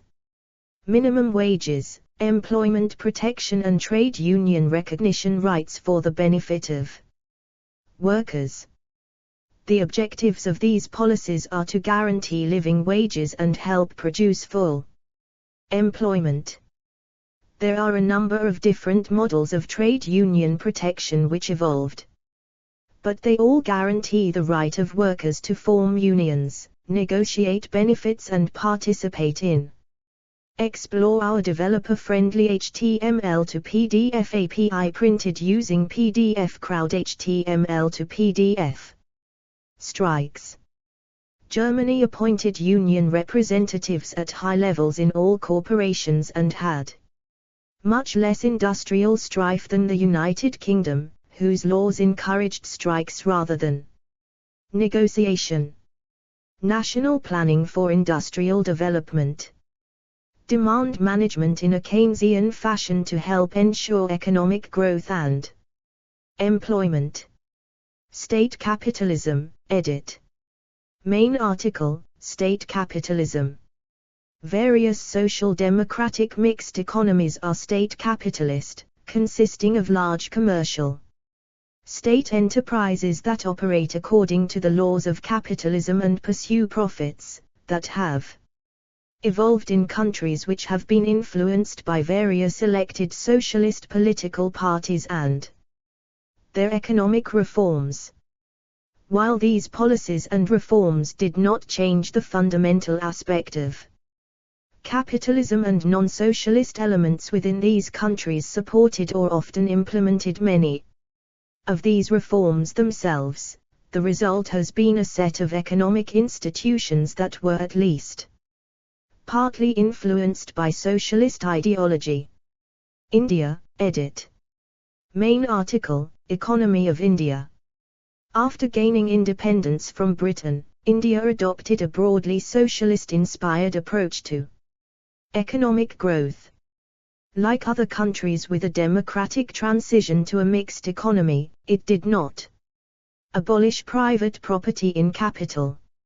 India proceeded by nationalizing various large privately run firms, creating state-owned enterprises and redistributing income through progressive taxation in a manner similar to social democratic Western European nations than to planned economies such as the Soviet Union or China. Today, India is often characterized as having a free market economy that combines economic planning with the free market. However, it did adopt a very firm focus on national planning with a series of broad 5-year plans. Norway, edit. Modern Norwegian state capitalism has its origins in public ownership of the country's oil reserves, and in the country's post-World War II social democratic reforms. The government of Norway has ownership stakes in many of the country's largest publicly listed companies, owning 37% of the Oslo stock market, 159, and operates the country's largest non-listed companies including Statoil and Statkraft. The government also operates a sovereign wealth fund, the Government Pension Fund of Norway, whose partial objective is to prepare Norway for a post-oil future. 159. Singapore, edit. Main article, Economy of Singapore. Explore our developer-friendly HTML to PDF API printed using PDF Crowd HTML to PDF. Singapore pursued a state-led model of economic development under the People's Action Party, which initially adopted a Leninist approach to politics and a broad socialist model of economic development. 160. Originally, there was also infighting between moderates and radicals. 161, 162. Including a left-wing and communist wing in the party which saw many imprisoned. 163, 164. The socialist policies practiced the PAP during its first few decades in power were of a pragmatic kind, as characterized by its rejection of nationalization. Despite this, the PAP was a member of the Socialist International and still claimed to be a socialist party, pointing out its regulation of the private sector. State intervention in the economy and social policies as evidence of this.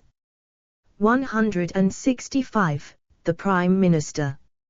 Lee Kuan-yew also stated that he has been influenced by the Democratic Socialist British Labour Party. 166. Singapore's economy is dominated by state-owned enterprises and government-linked companies.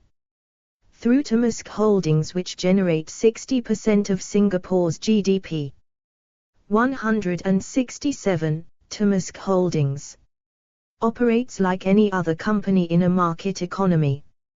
Managers of the holding are rewarded according to profits with the explicit intention to cultivate an ownership mindset.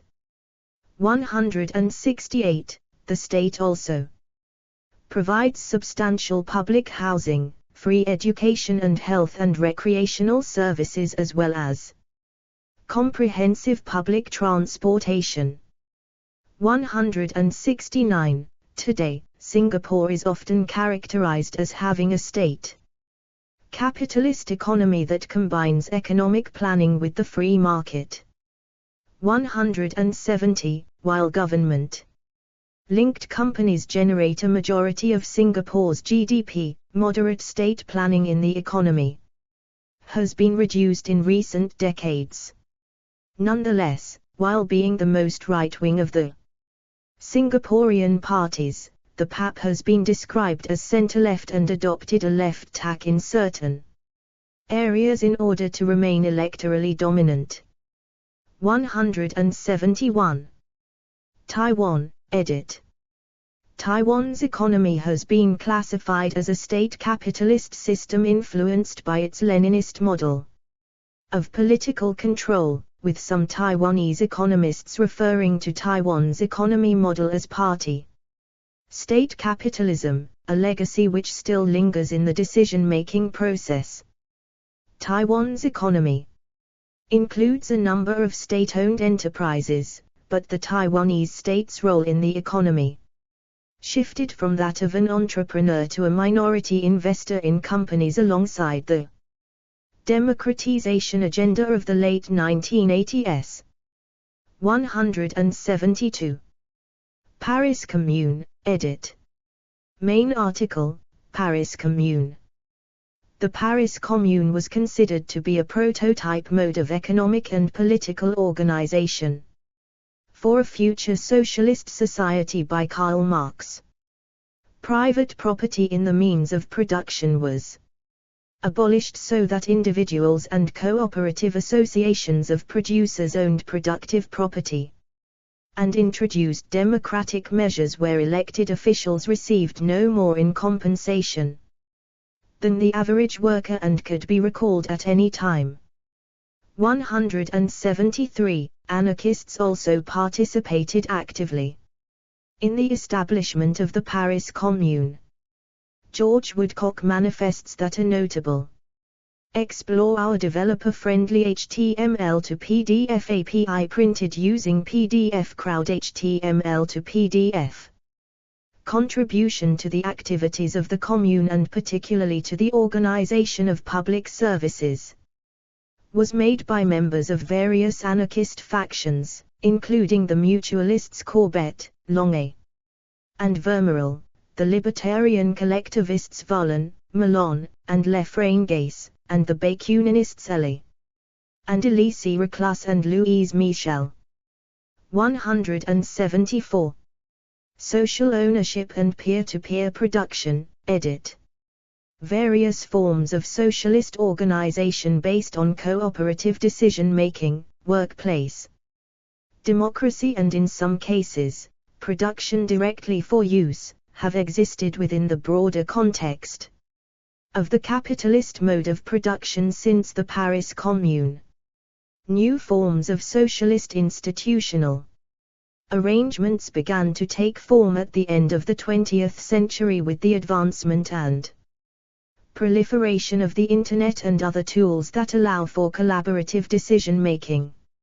Michel Bauwens identifies the emergence of the open software movement and peer production as an emergent alternative mode of production to the capitalist economy that is based on collaborative self-management, common ownership of resources, and the direct production of use values through the free cooperation of producers who have access to distributed capital.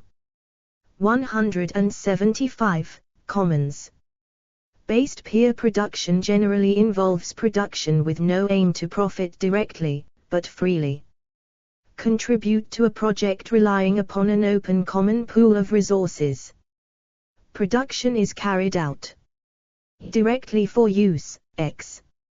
Open source software is produced solely for its use value.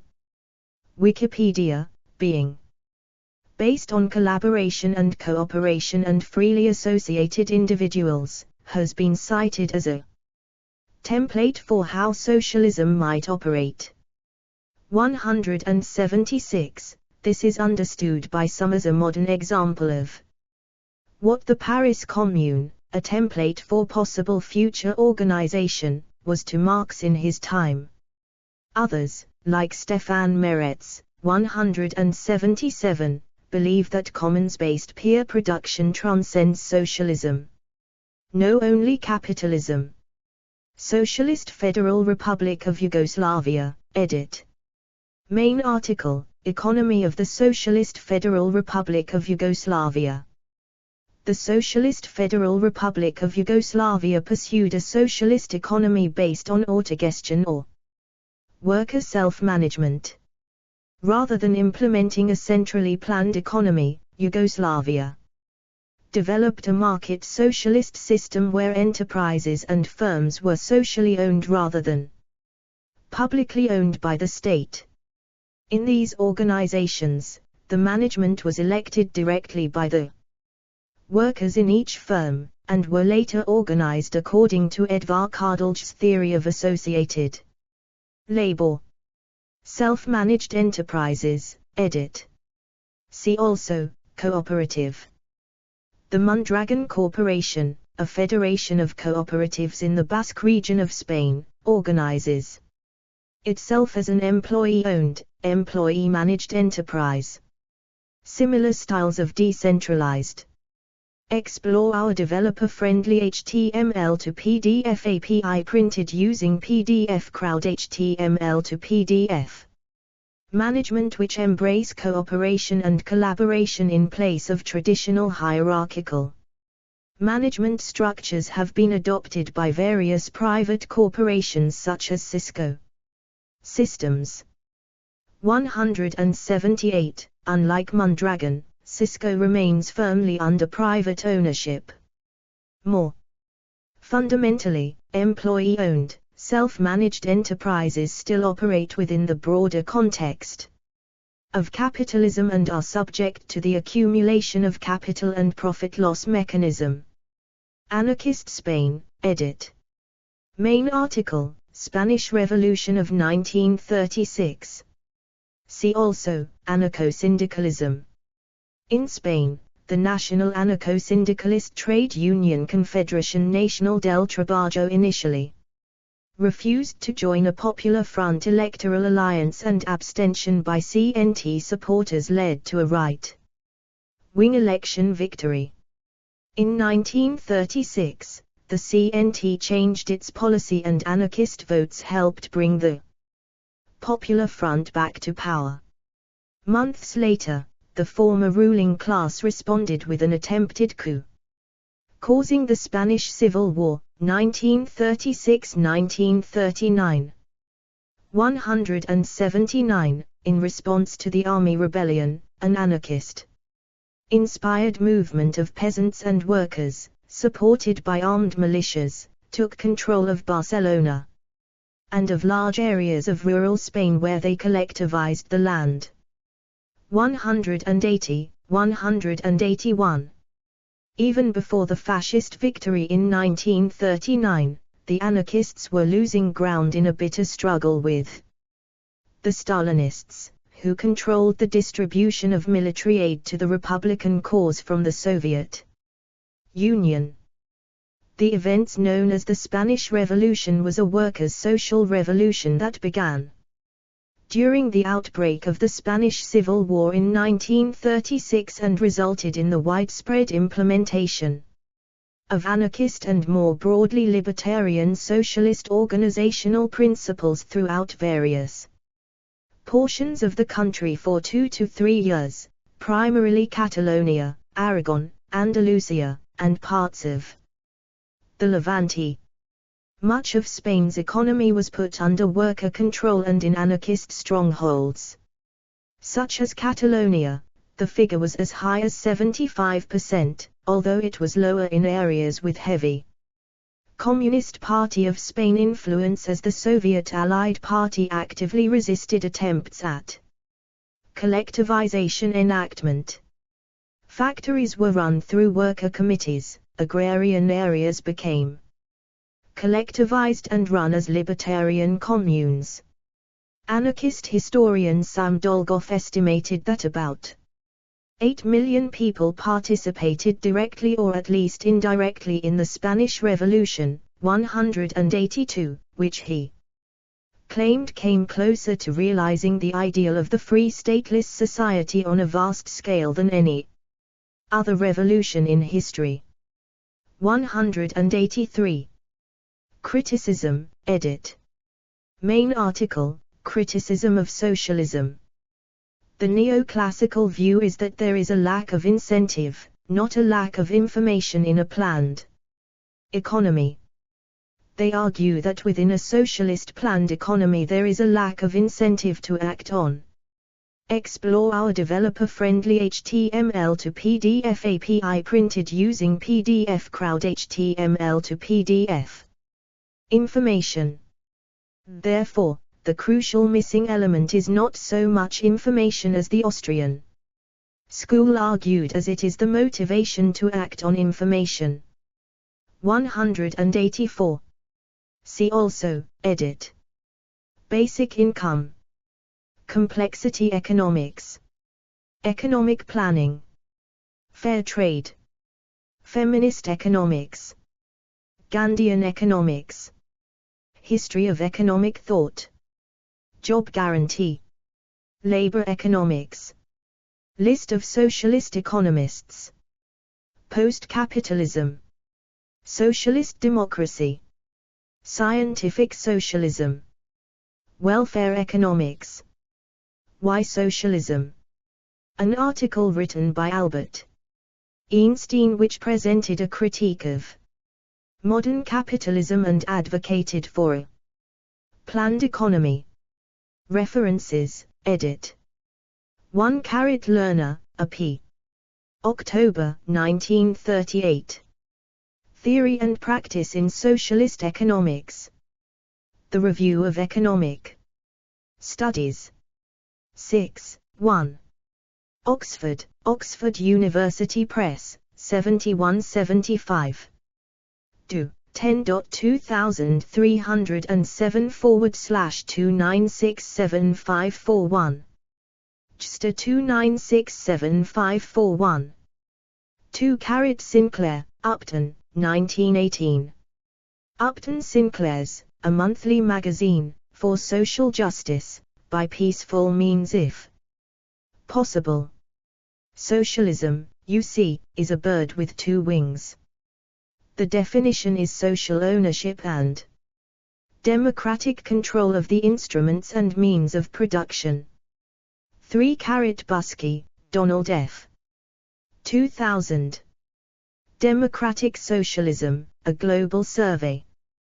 Prieger. P2. ISBN 978-0275968861. Socialism may be defined as movements for social ownership and control of the economy.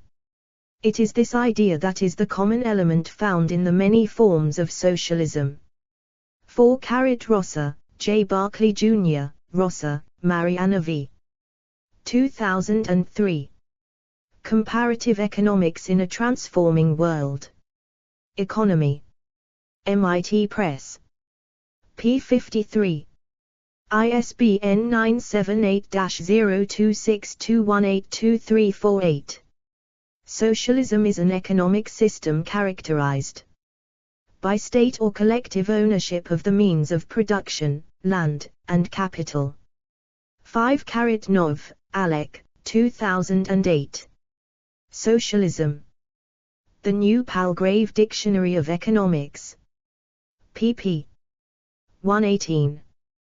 Do. 10.1057/9781349951215_17182. ISBN 978-1-349-95121-5. A society may be defined as socialist if the major part of the means of production of goods and services is in some sense socially owned and operated by state, socialized or cooperative enterprises. The practical issues of socialism comprise the relationships between management and workforce within the enterprise, the interrelationships between production units, plan versus markets, and, if the state owns and operates any part of the economy, who controls it and how. 6-Arnold, N. Scott, 1998. The Philosophy and Economics of Market Socialism, A Critical Study. Oxford. Oxford University Press. p. 8.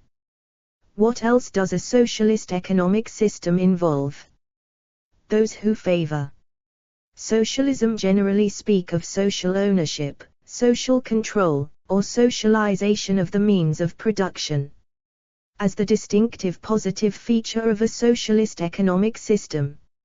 Explore our developer-friendly HTML to PDF API printed using PDF Crowd HTML to PDF. 7. Bertrand Badie, Dirk Bergschlosser, Leonardo Morlino, 2011. International Encyclopedia of Political Science. Sage Publications. p. 2456. ISBN 978-1412959636. Socialist systems are those regimes based on the economic and political theory of socialism, which advocates public ownership and cooperative management of the means of production and allocation of resources. 8. Arneson, Richard J. April 1992. Is Socialism Dead? A comment on market socialism and basic income capitalism. Ethics. 102, 3, pp. 485511. 9. Lawler, James, Ullman, Bertel, Schweikart, David, Tigton, Hillel, 1998. The difference between Marxism and market socialism. Market socialism, the debate among socialists. New York, London. Routledge. pp. 61-63. ISBN 0415919665. More fundamentally, a socialist society must be one in which the economy is run on the principle of the direct satisfaction of human needs. Exchange, value, prices and so money are goals in themselves in a capitalist society or in any market. There is no necessary connection between the accumulation of capital or sums of money and human welfare. Under conditions of backwardness, the spur of money and the accumulation of wealth has led to a massive growth in industry and technology. It seems an odd argument to say that a capitalist will only be efficient in producing use value of a good quality when trying to make more money than the next capitalist. It would seem easier to rely on the planning of use values in a rational way, which, because there is no duplication, would be produced more cheaply and be of a higher quality. Although money, and so monetary calculation, will disappear in socialism. This does not mean that there will no longer be any need to make choices, evaluations and calculations. Wealth will be produced and distributed in its natural form of useful things, of objects that can serve to satisfy some human need or other. Not being produced for sale on a market, items of wealth will not acquire an exchange value in addition to their use value. In socialism, their value, in the normal non-economic sense of the word, will not be their selling price nor the time needed to produce them, but their usefulness. It is for this that they will be appreciated, evaluated, wanted and produced. 10-Carat Steel, David Ramsey, 1999. From Marx to Mises, Post-Capitalist Society and the Challenge of Economic Calculation. Open Court. pp. 17577. ISBN 978-0875484495. Especially before the 1930s. Many socialists and anti-socialists implicitly accepted some form of the following for the incompatibility of state-owned industry and factor markets. A market transaction is an exchange of property titles between two independent transactors. Thus internal market exchanges cease when all of industry is brought into the ownership of a single entity, whether the state or some other organization. The discussion applies equally to any form of social or community ownership, where the owning entity is conceived as a single organization or administration. 11-Carat Bockmann, Johanna, 2011. Markets in the Name of Socialism, The Left-Wing Origins of Neoliberalism. Stanford University Press. p. 20. ISBN 978-0804775663.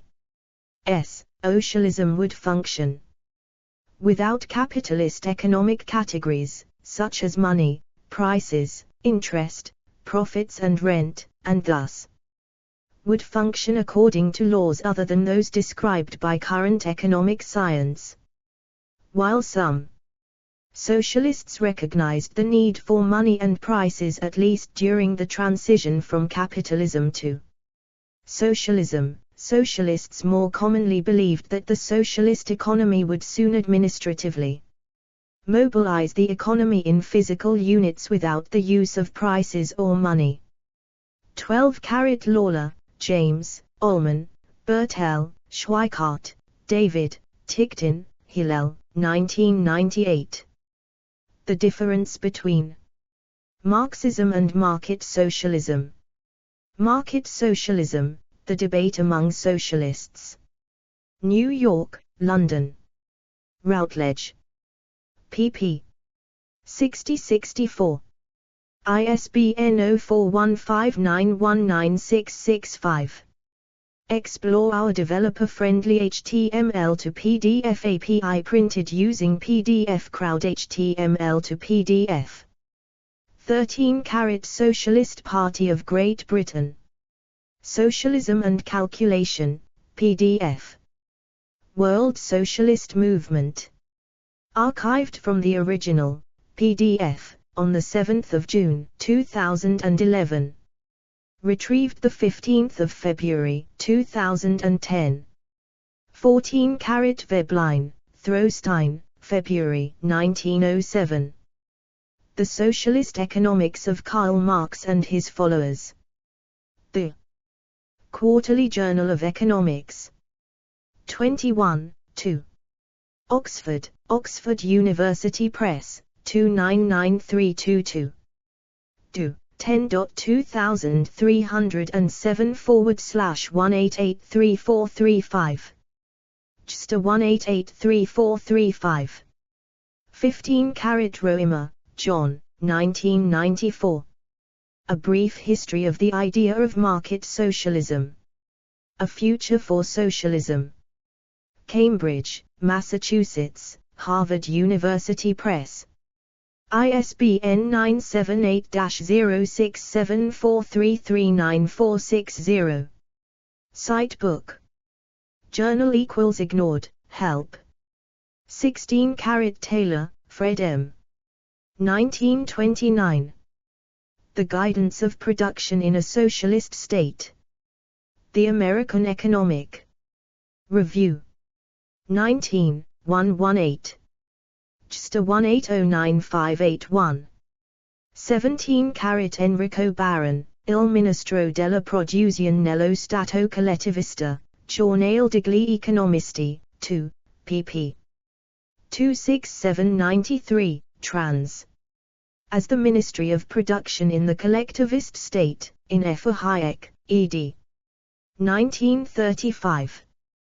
Collectivist Economic Planning, ISBN 978-0-7100-1506-8 pp. 24590. 18 F. Caff, 1987, Baron, Enrico, The New Palgrave, A Dictionary of Economics, ISBN 978-1-56159. 197-8, v1, p. 195. 19 Janos Kanai, 1992, The Socialist System, The Political Economy of Communism, Oxford University Press, ISBN 978-0-19-828776-6, p. 476. 20 Mark Skousen, 2001, Making Modern Economics, M.E. Sharp, ISBN 978-0-7656-0479-8, pp. 414. 15. 21 Robin Harnell, 2005, Economic Justice and Democracy, Routledge, ISBN 978-0-415-93344-5, p. 170. 22 Kanai, Janos, The Socialist System. The Political Economy of Communism.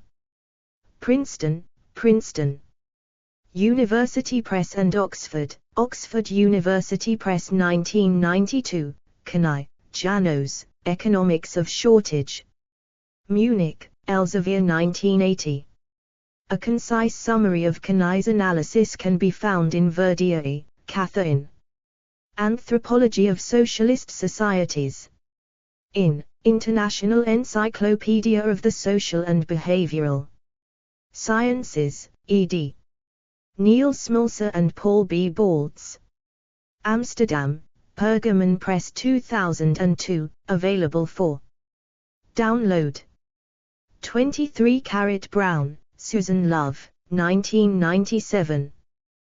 The Free Market as Salvation from Government. In Carrier, James G. ed. Meanings of the Market, The Free Market in Western Culture. Berg Publishers. p. 107. ISBN 978-1859731499. 24 Doherty, James C. Lamb, Peter, eds. 2006. Historical Dictionary of Socialism, 2nd ed. Historical Dictionaries of Religions, Philosophies, and Movements. 73.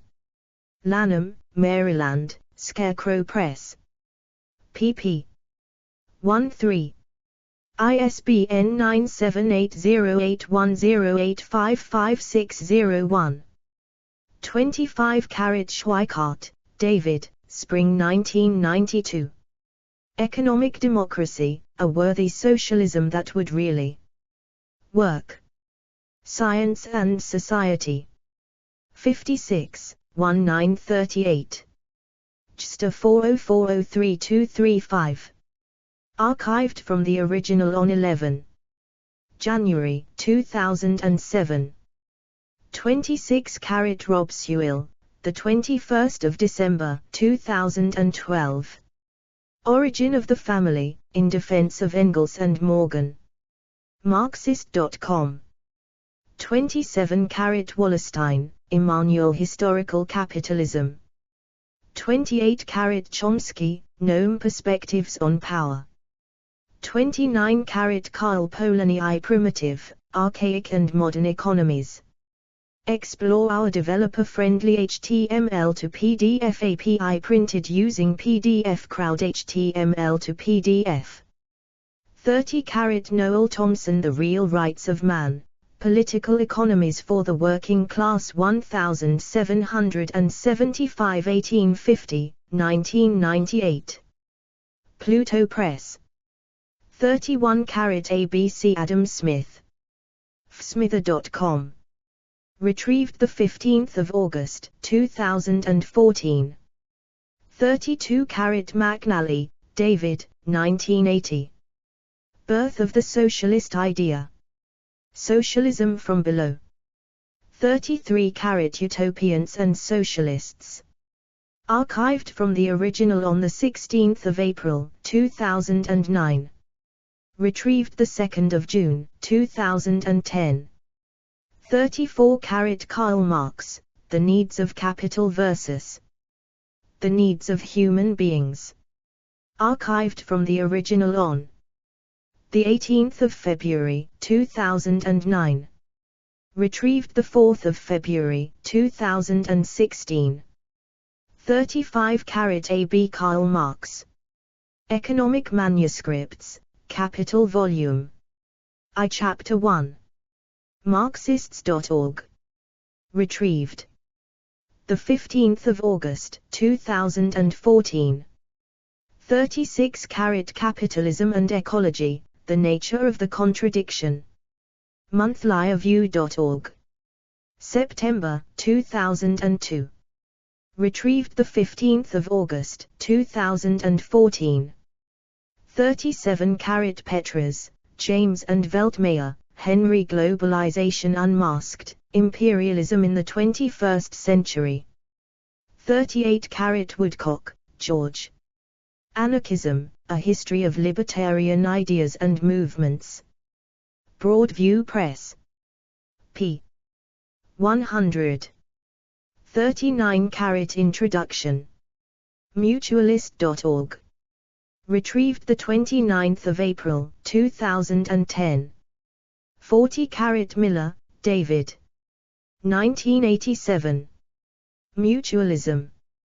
The Blackwell Encyclopedia of Political Thought. Blackwell. Publishing. p. 41 Tandy, Francis D., 1896, Voluntary Socialism, Chapter 6, Paragraph 15. 42 Pat Soares, Louis. 2005. Marx in Context. iUniverse. p. 54. 43 Bakunin Mikhail.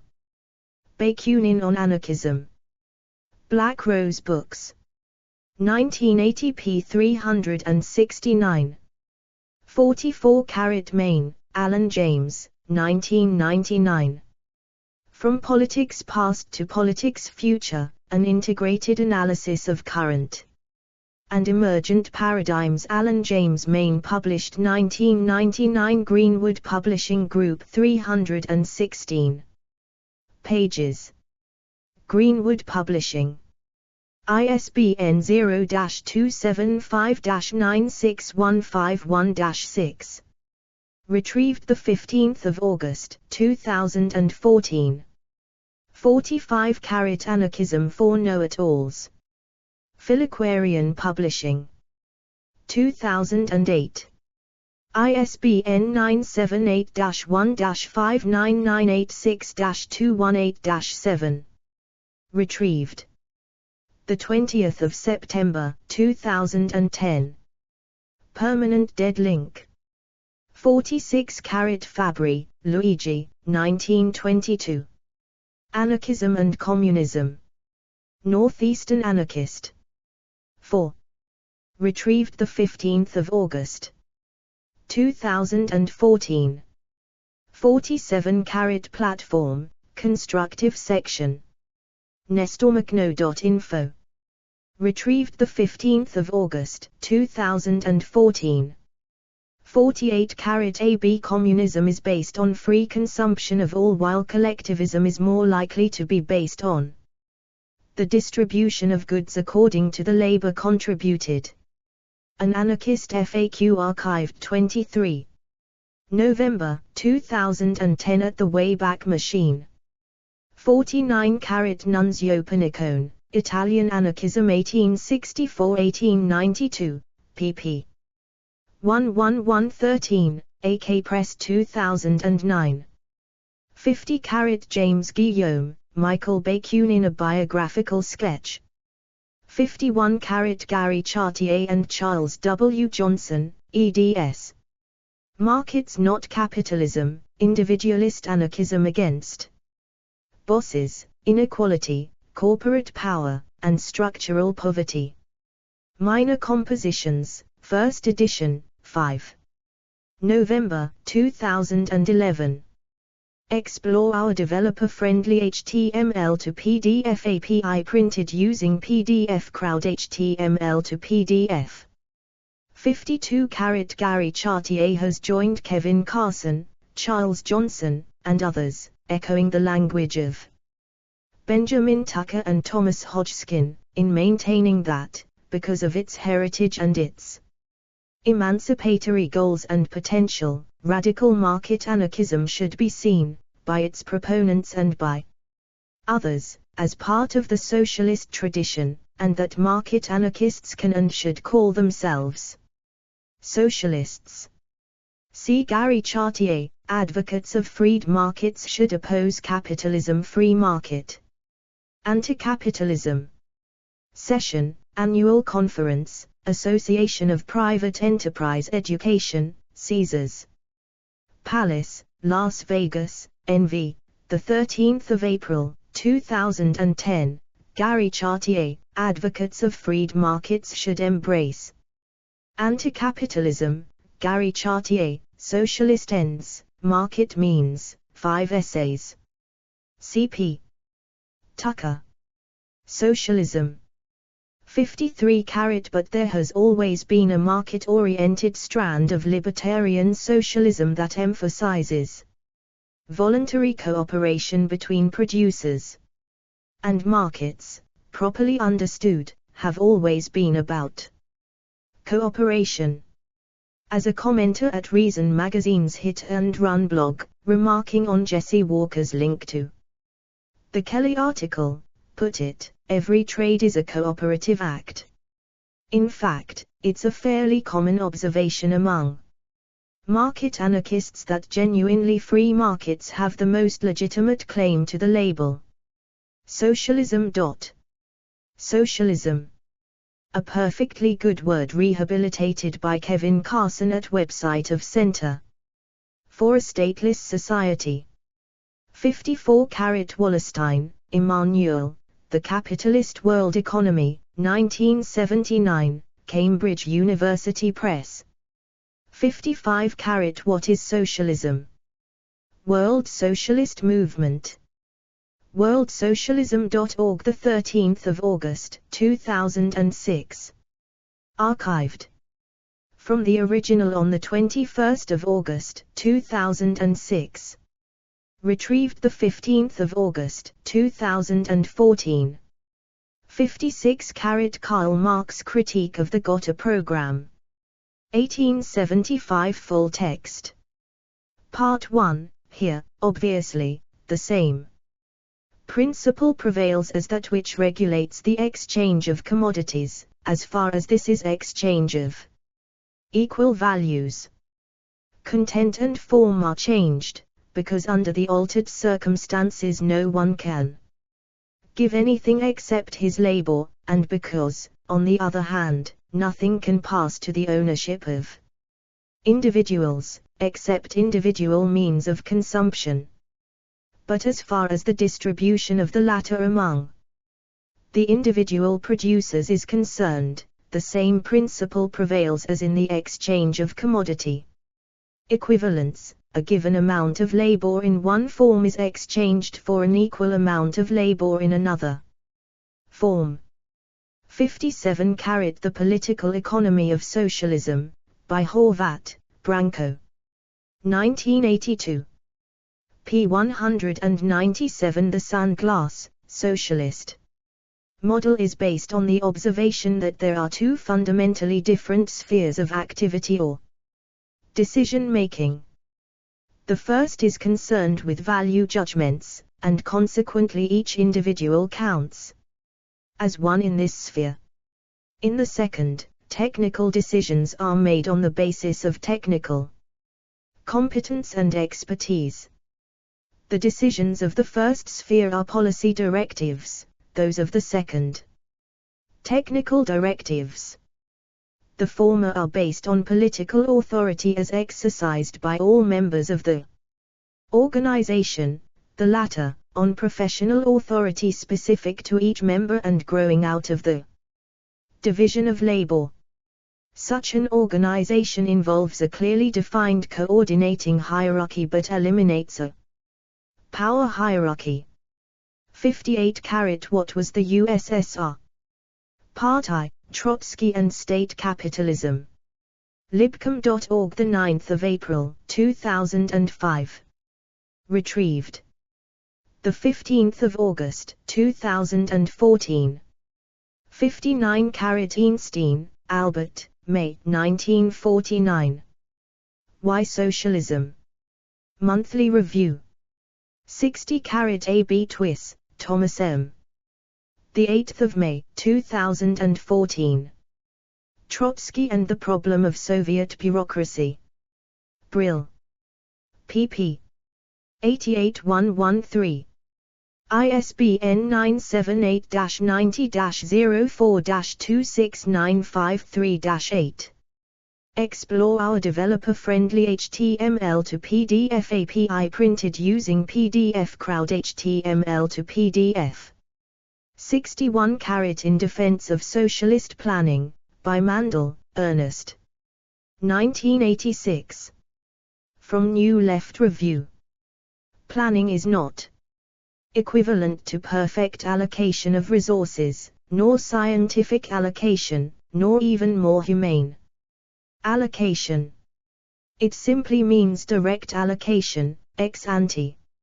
As such, it is the opposite of market allocation, which is ex post. 62. Glossary of terms, co. Marxists.org. Retrieved 15 August, 2014. 63. Writings 1932-33, 96 p. Leon Trotsky. 64. Why We Don't Need Money, The Socialist Party of Great Britain, PDF. worldsocialism.org. Archived from the original, PDF, on 7 June, 2011. Retrieved 15 August, 2014. 65. Robin Harnell and Michael Albert, A Quiet Revolution in Welfare Economics. 66. Workers' Councils and the Economics of a Self-Managed Society. lustforlife.org. 5 November. 2006. Retrieved 15 August, 2014. 67. Archived copy. Archived from the original on 20 July, 2011. Retrieved 23 August, 2010. 68. Schweikart, David, 2002. Chapter 5, Economic Democracy, Why We Need It, 5.7, Ecology, p. 156. After Capitalism. Rowman and Littlefield Publishers, Incorporated. ISBN 9780742513006. 69. Campbell, Al, March, 2002. Democratic Planned Socialism, Feasible Economic Procedures. Science and Society. 66, 12942 10.1542.CISO.66.1.29.21009. S2 SID 145580437. 70 Nov, Alec, 1991. The Economics of Feasible Socialism, Revisited. Routledge. ISBN 978 0043350492. 71 Juncker, James, 1992. Socialism Revised and Modernized, The Case for Pragmatic Market. Socialism. Prieger. pp. 2931. ISBN 978-0275941345. 72 Schmidt and Anton, Richard and Anatole, 2012. Taking Socialism Seriously. Lexington Books. p. 160. ISBN 978-0739166352. Commons-based peer production bears a close family resemblance to the familiar vision of socialism sketched in the first paragraph of this chapter. In commons-based peer production, a critical mass of inputs, and all outputs, are distributed within information networks as free goods rather than as commodities to be sold for profit by capitalist firms. 73 Participatory planning through negotiated coordination, PDF.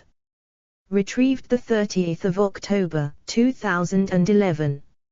74 Michael Kayser, Soviet Economics, 1970, London, Weidenfeld and Nicholson, pp. 150-51. ISBN 0-303. 17565-6. 75 Kayser, M.C., Soviet Economics, 1970, London, Weidenfeld and Nicholson, p. 102. ISBN 0-303-17565-6. 76 Fitzpatrick, Sheila, the 22nd of April 2010. The Old Man. London Review of Books. 32, 8.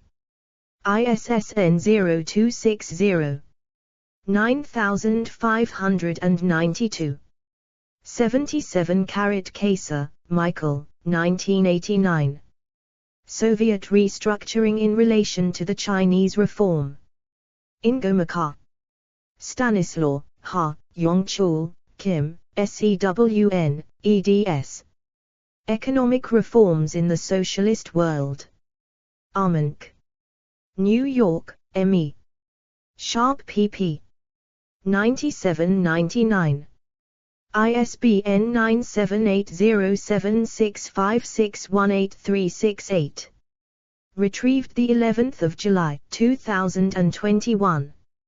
In the early 1950s, all states with a ruling Communist Party had adopted a homogeneous economic mechanism, that of the USSR. By 1951, each of the 7 states ruled by Communist parties in Europe had adopted 5 or 6-year plans on the Soviet model with similar apparatus for their implementation. Notably nationalization of industry, transport and trade, compulsory procurement in farming. Collectivization had, however, only barely begun, and the monopolization of foreign trade. 78 Kayser, M.C., Soviet Economics, 1970, London, Weidenfeld and Nicholson, pp. 172, 222. ISBN 0-303. 17565-6. Explore our developer-friendly HTML to PDF API printed using PDF Crowd HTML to PDF. 79 Kayser, M.C., Soviet Economics, 1970, London, Weidenfeld and Nicholson, pp. 94-95, 107, 11112, 127, 148, 165 ISBN 0-303-17565-6. 80 Daniels, Robert V. November, 2002. The End of the Communist Revolution. Routledge. pp. 1992. ISBN 978-1-134-92607-7. 81 Chomsky, Noam, 1986. The Soviet Union vs. Socialism. Chomsky.info. Retrieved 29 January. 2020. 82 Howard, M.C. King, J.E. 2001. State Capitalism in the Soviet Union. History of Economics. Review. 34, 1-1-10-26 10.1080/1037019.2001.117333360. 83 Ellman, Michael, 2007. The Rise and Fall of Socialist Planning. In Estrin, Saul, Kolodko, Gzegorz. W. Uvalik, Milakar, eds. Transition and Beyond, Essays in Honor of Mario Nuti. New York City. Palgrave Macmillan. p. 22. ISBN 978-0-230-54697-4. In the USSR in the late 1980s the system was normally referred to as the Administrative Command Economy. What was fundamental to this system was not the plan but the role of administrative hierarchies at all levels of decision-making, the absence of control over decision-making by the population. 84 Gabriel, Satya, Resnick, Stephen A. Wolf, Richard D. 1 July 2008. State Capitalism vs. Communism, What Happened in the USSR and the PRC, PDF. Crid Social. 34, 4539556. Do. 10.1177/0896920508090851. S2 SID 206573501. Archived from the original, PDF, on 7 October 2011. Retrieved 16 July 2011. 85 Wolf, Richard D. 27 June 2015. Socialism means abolishing the distinction between bosses and employees. Archived the 11th of March 2018 at the Wayback Machine. Truth Out. Retrieved the 29th of January 2020. 86 Wilhelm, John Howard, 1985. The Soviet Union has an administered, not a planned, economy. Soviet Studies. 37, 111832. 10.1080/09668138508411571. 87 Bortega, Amadeo, October-December 1952. Dialogue with Stalin. Il Programma Comunista. International Communist Party. Retrieved 9 April 2020. 88 Binns, Peter, January 1975. The Theory of State Capitalism. International Socialism. First, 74. Socialist Workers' Party, 2025. Retrieved 9 April, 2020.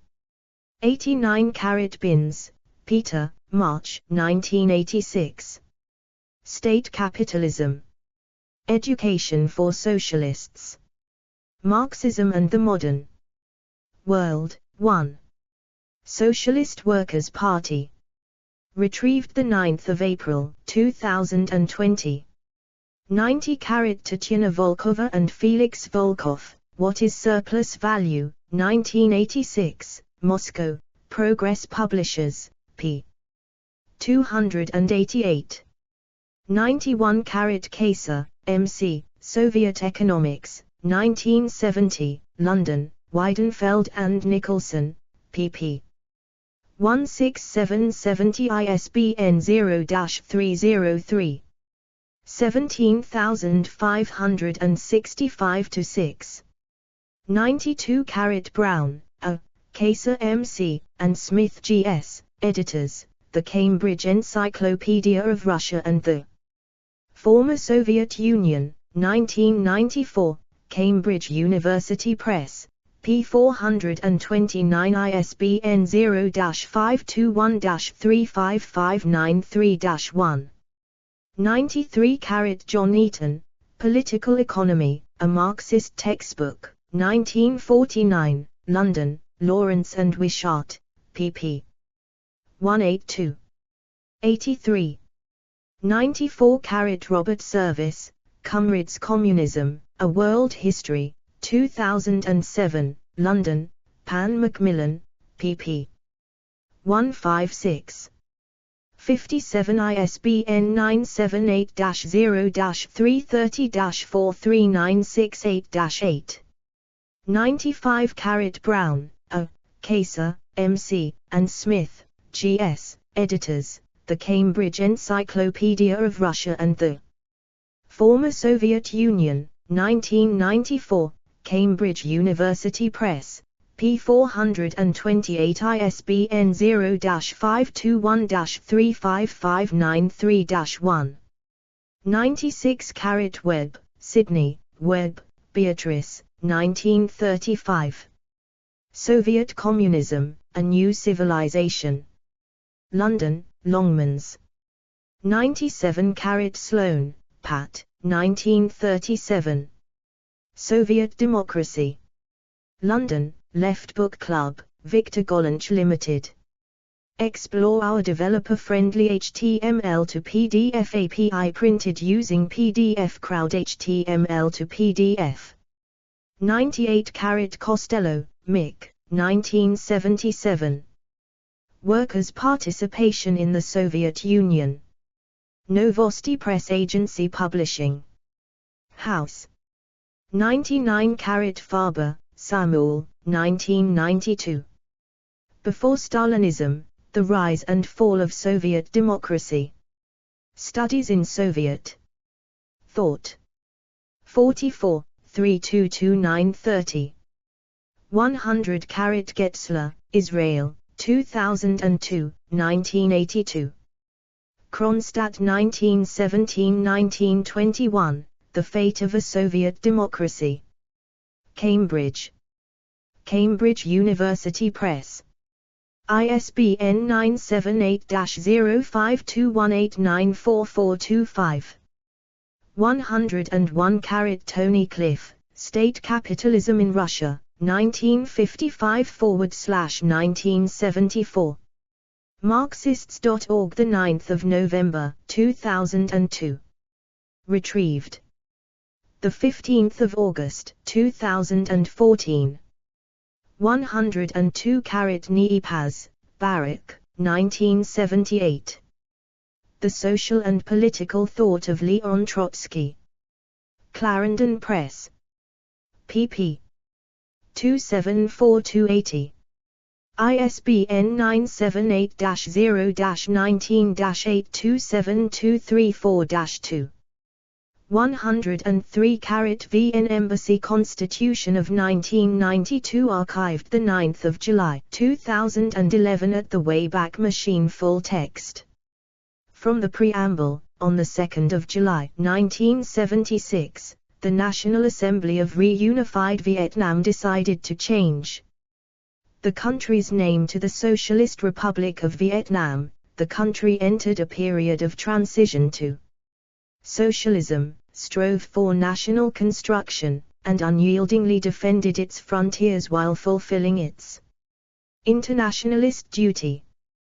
104 Cubane Constitution of the Republic of Cuba, 1992 archived 9 July 2011 at the Wayback Machine. Full text.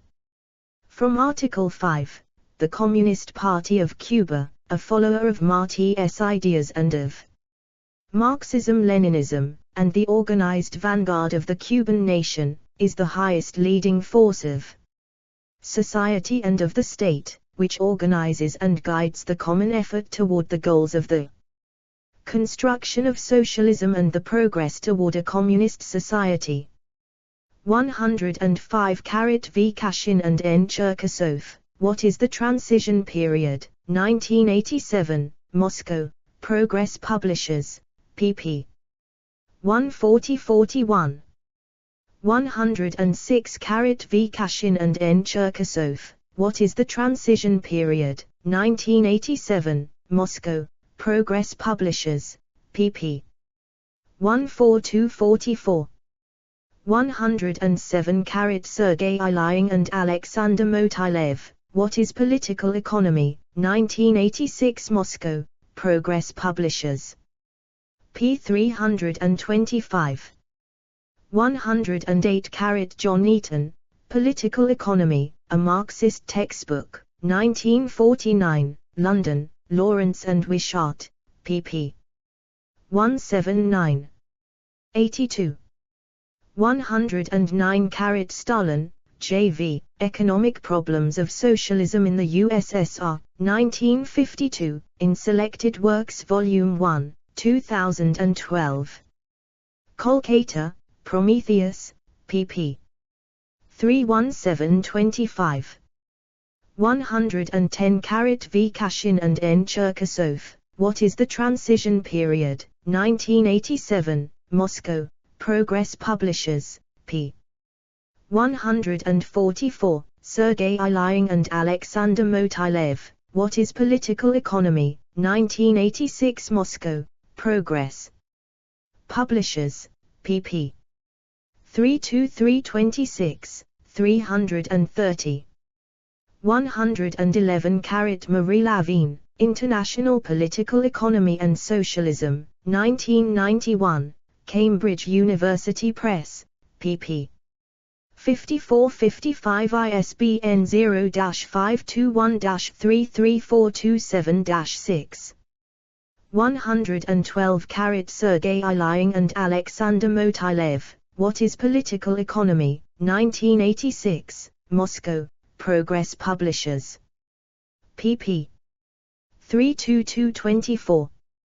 113 Kayser, M.C., Comken, Integration Problems of the Planned Economies, 1967, Oxford University Press, p. 170 ISBN 0-303-17565-6. 114 Jenny Brine, Comken, The Rise and Fall of an International Socialist Organization, 1992, New Brunswick, N.J., Rutgers University /transaction, p12 ISBN 1-56000-080-5. Explore our developer-friendly HTML to PDF API printed using PDF Crowd HTML to PDF. 115 Philip Hansen, The Rise and Fall of the Soviet Economy, An Economic History of the USSR, 2003. Harlow, Pearson Education, pp. 121, 131 ISBN 0-582-29958-6. 116 Soviet Union, former, countries of socialist orientation. Photius. Retrieved 28 January 2020. 117 Padma Desai, The Soviet Economy, Problems and Prospects, 1990, Oxford, Basil Blackwell, pp. 25863 ISBN 0-631-17183-5. 118 Sergei Ilying and Alexander Motilev, What is Political Economy, 1986, Moscow, Progress Publishers. pp. 27172. 119 UN Department of Economic and Social Affairs, World Population Prospects, the 2012 revision, file. Mort/7.1. Data for 1985-1990. The world average was 64 years. 120 UN, 1994, Demographic Yearbook 1992, New York, United Nations Department for Economic and Social Information and Policy Analysis, Tables 4 and 20. Data is for 1990. The world average was 58 for every 1,000 live births.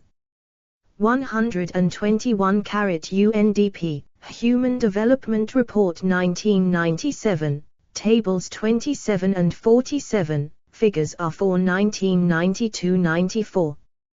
The world average is 1,490 students per 100,000 people and 60% for the gross enrollment ratio, combining all levels of education. Countries with a high intake at tertiary level to technical and vocational education such as Western Germany, 2,320, had a similar ratio of university students to the socialist countries, reflecting a higher proportion of manufacturing and construction in their economies. ISBN 0-19-511997-5. 122 Brown, A. Kaiser, M.C., Smith, G.S., Editors, The Cambridge Encyclopedia of Russia and the Former Soviet Union, 1994, Cambridge, Cambridge University Press, pp. 411, 465 ISBN 0-521-35593-1. 123 Millennium Development Goals Indicators for 1990. UN Statistics Division, Department of Economic and Social Affairs. Retrieved 26 December, 2013. Permanent dead link. 124 Brown, A. Kaiser, M.C., Smith, G.S., Editors, The Cambridge Encyclopedia of Russia and the Former Soviet Union, 1994, Cambridge, Cambridge University Press, pp. 431, 464 ISBN 0-521-35593-1, and Porkett, J.L., Unemployment in Capitalist, Communist and Post-Communist Economies, 1995, London. Macmillan pp. 32-36 ISBN 0-312-12484-8. 125 IMF Staff Estimates in Stanley Fischer, Ratna Sahay and Carlos Vet, Stabilization and Growth in Transition Economies, The Early Experience, April 1996, IMF Working Paper WP/96/31, Table 1, p6. mpra.ub.unimuanchin.do April 1996. Retrieved 15 August 2014. 126 OECD National Accounts at a Glance, 2013 edition for 1988 GDP per capita at current purchasing power parities and current prices, retrieved 1 November 2013.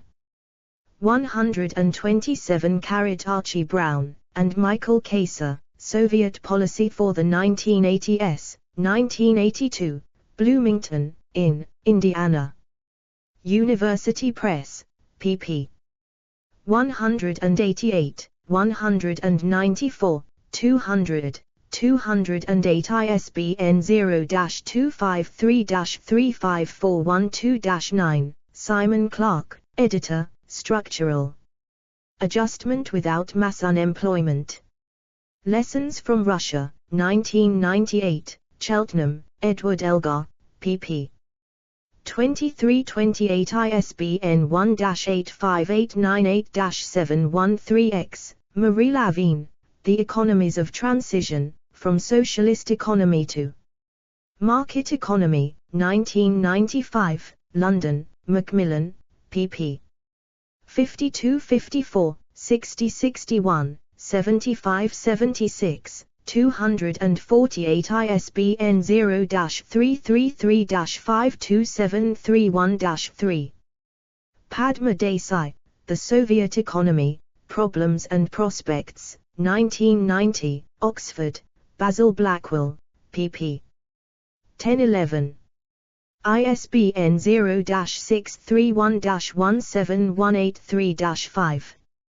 128 Janos Kanai, Economics of Shortage, Amsterdam, North Holland, Marie Lavigne, The Economies of Transition, From Socialist Economy to Market Economy, 1995, London, Macmillan, pp. 60, 130-35. 248 ISBN 0-333-52731-3. Explore our developer-friendly HTML to PDF API printed using PDF Crowd HTML to PDF. 129 Brown, A., and Kaiser, M.C., The Soviet Union Since the Fall of Khrushchev, 1978, London, Macmillan. pp.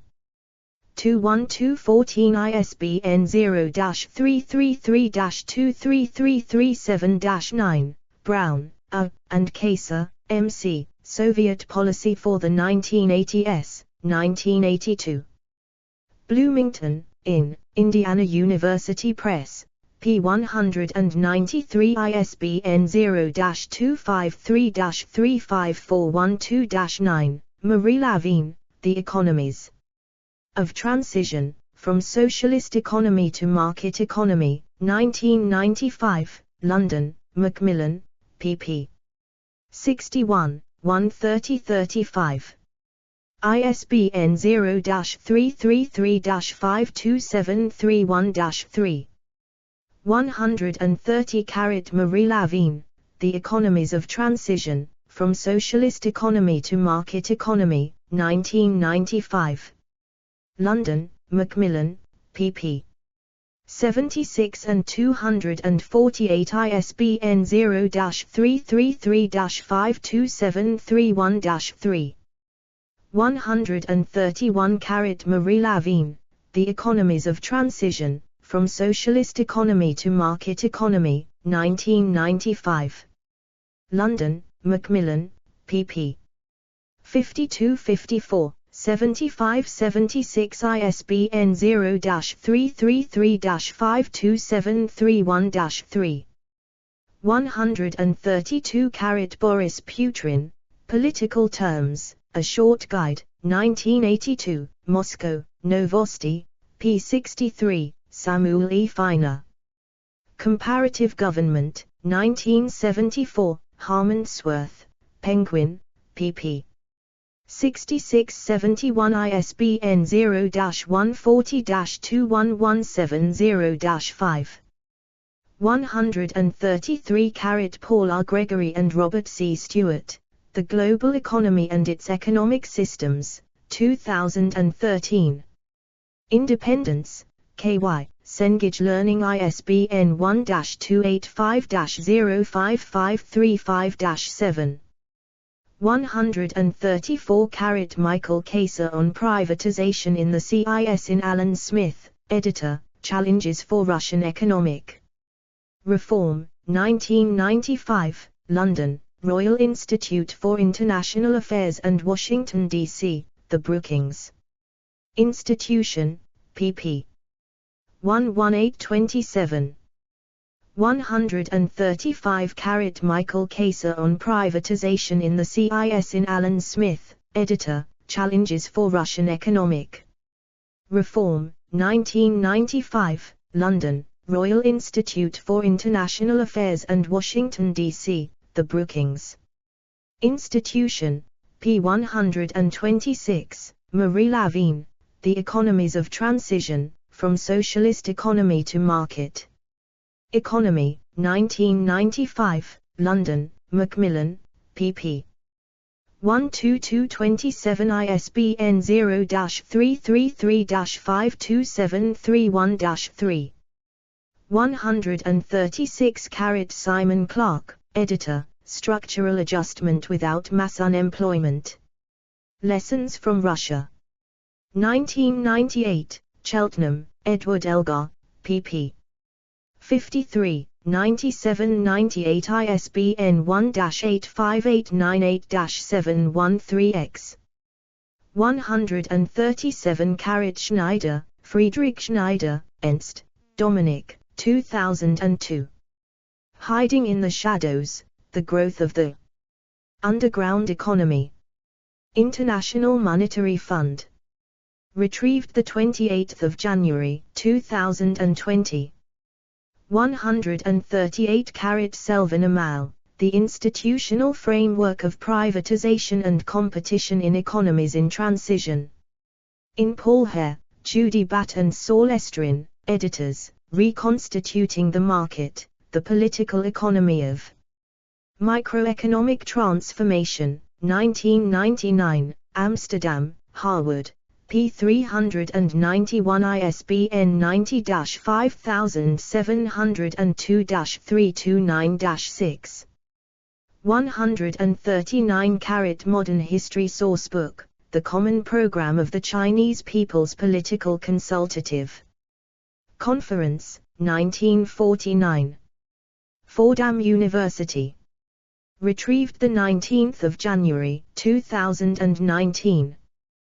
140 Long on China, Short on the United States by Tim Swanson. Scribd.com 20 January, 2009. Retrieved 15 August, 2014. 141 People's Daily Online. China has socialist market economy in place. English.people.com.cn 13. July, 2005.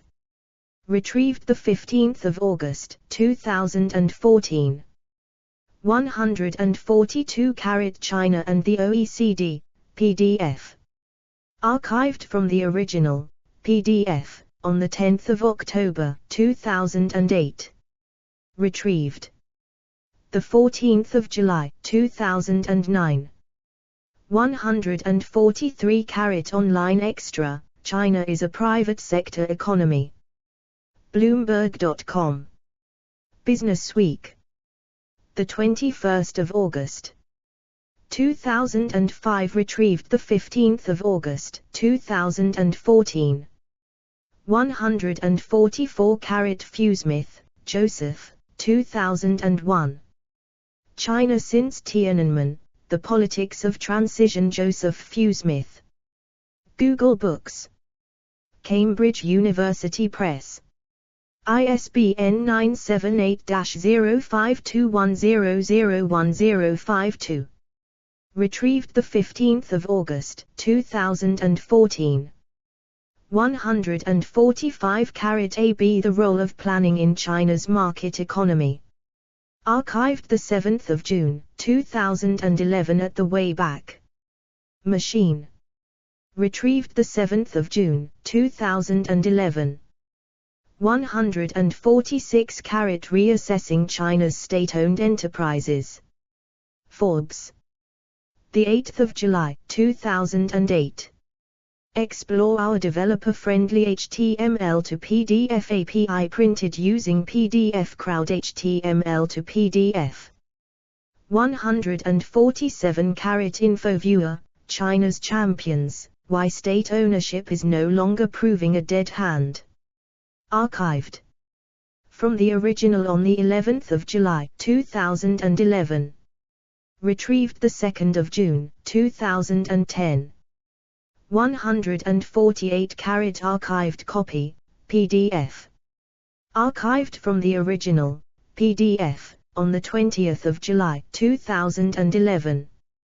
Retrieved. 18th of November 2009. 149 China grows faster amid worries.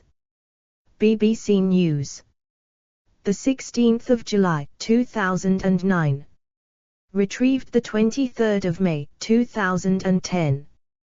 150 Duan, Zhongchao. Market Economy and Socialist Road, PDF. Retrieved 28th of January 2020. 151 Stephen Wilkinson, 10th of September 2010. Cuba, From Communist to Cooperative. TheGuardian.com. Retrieved 15th of August 2014. 152 Frank, M. Explainer, The State of Raúl Castro's Economic Reforms in Cuba archived 28th of December 2018. At the Wayback Machine, Reuters, published April 2018. Accessed 28th of December 2018. 153 Consistently pursuing the socialist orientation in developing the market economy in Vietnam. Archived from the original on the 10th of May 2011. Retrieved 7th of February 2016. 154 Barrett, William, ed. 1st of April 1978. Capitalism, Socialism, and Democracy, a Symposium. Commentary. Retrieved 14th of June 2020. If we were to extend the definition of socialism to include Labour Britain or Socialist Sweden, there would be no difficulty in refuting the connection between capitalism and democracy. 155 Heilbronner, Robert L. Winter 1991. From Sweden to Socialism, a small symposium on big questions. Dissident. Barkan, Joanne, Brand, Horst, Cohen, Mitchell, Kosa, Lewis, Denich. Bogdan, Feher, Ferenc, Heller, Agnes, Horvat, Branko, Tyler, Gus. pp. 96-110. Retrieved 14th of June 2020. 156 Kendall, Diana, 2011. Sociology in Our Time, The Essentials. Cengage Learning. p. 125. ISBN 978. 1111305505. Sweden, Great Britain, and France have mixed economies, sometimes referred to as democratic socialism, an economic and political system that combines private ownership of some of the means of production, governmental distribution of some essential goods and services, and free elections. For example, government ownership in Sweden is limited primarily to railroads, mineral resources, a public bank, and liquor and tobacco operations. 157 Lee, he, 2015. Political Thought and China's Transformation, Ideas Shaping Reform in Post-Mao China. Springer. p. 69. ISBN 978-1137427816. The scholars in camp of democratic socialism believe that China should draw on the Sweden experience, which is suitable not only for the West but also for China. In the post-Mao China, the Chinese intellectuals are confronted with a variety of models. The liberals favor the American model and share the view that the Soviet model has become archaic and should be totally abandoned.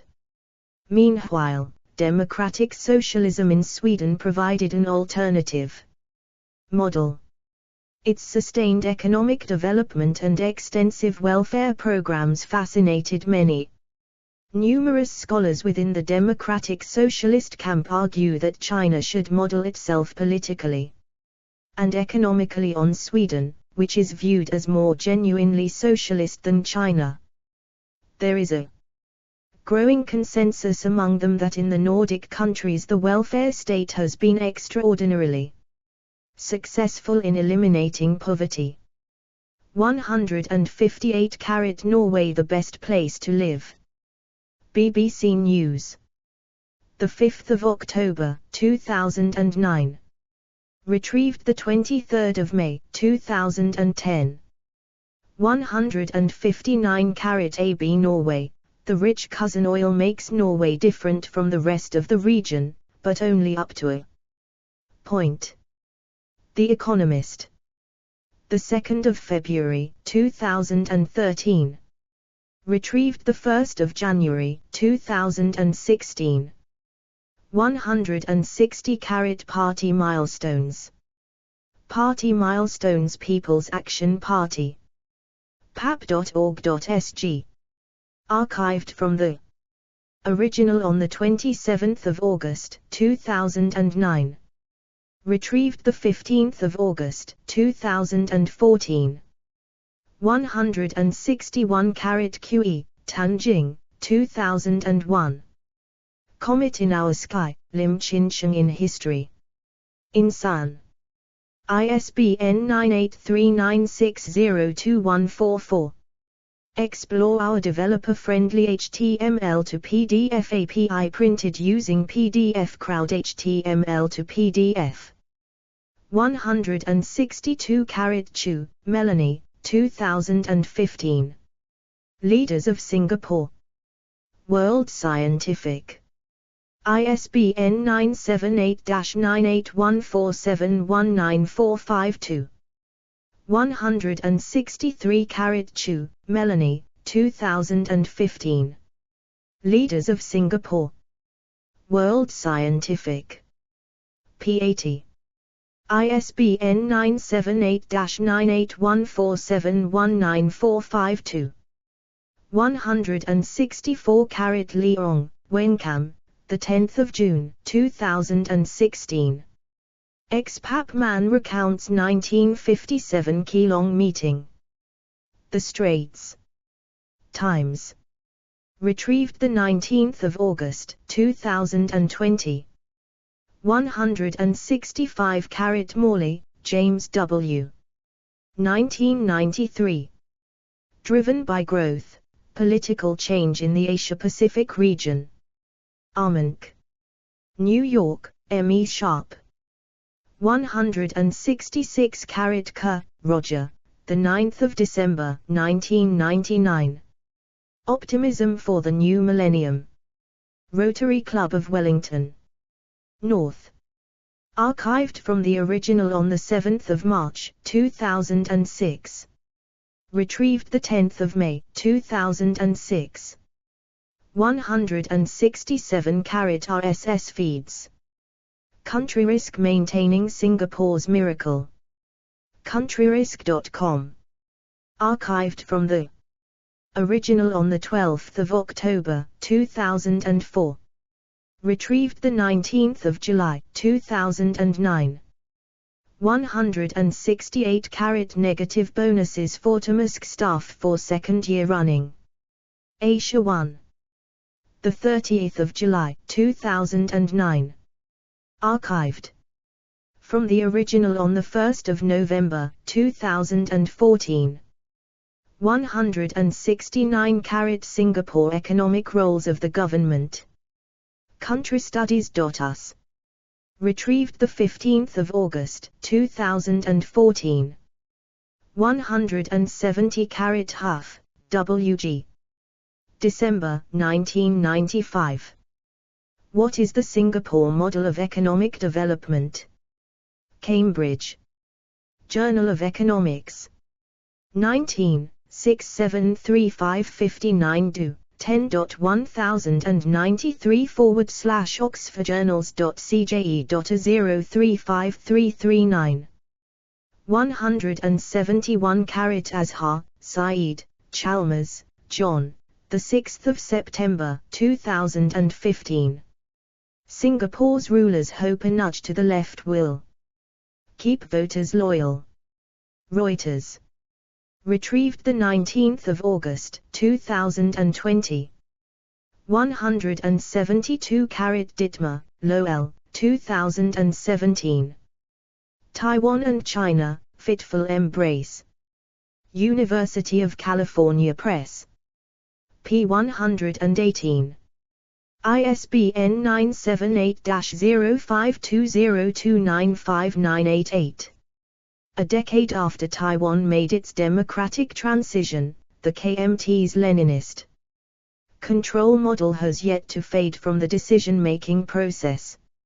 In short, both China's and Taiwan's state capitalism have their roots in the Leninist legacy. To be specific, Taiwan's state capitalism has experienced a transformation from Leviathan as entrepreneur in the pre-1989 period to Leviathan as a minority investor with the agenda of democratization in the late 1980s. 173 Karl Marx. The Civil War in France. Marxists.org. Retrieved the 15th of August, 2014. 174 George Woodcock. Anarchism, A History of Libertarian Ideas and Movements, 1962. 175 The Political Economy of Peer Production. See Theory. The 12th of January, 2005.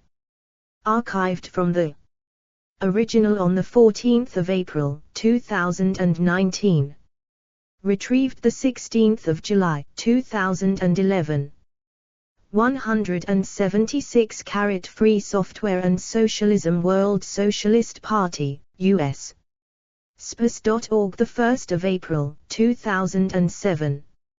Archived from the original on the 19th of January, 2012. Retrieved the 15th of August, 2014. 177 Pattern 8, Beyond Socialism. 178 McGirt, Ellen, the 1st of December, 2008. How Cisco CEO John Chambers is turning the tech giant. Socialist Fast Company Business and Innovation. Fast Company. Retrieved the 15th of August, 2014. 179 Beevor, Anthony, 2006. The Battle for Spain, The Spanish Civil War 1936–1939. London, Weidenfeld. And Nicholson. p. 46. ISBN 978-0-297-84832-5. 180 Bulletin, Burnett, 1984. The Spanish Civil War, Revolution and Counter-Revolution. University of North Carolina Press. p. 1107. ISBN 978-0-8078-1906-7. 181 Bulletin, Burnett, 1984. The Spanish Civil War, Revolution and Counter-Revolution.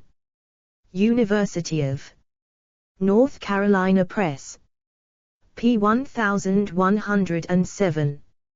ISBN 978-0-8078-1906-7.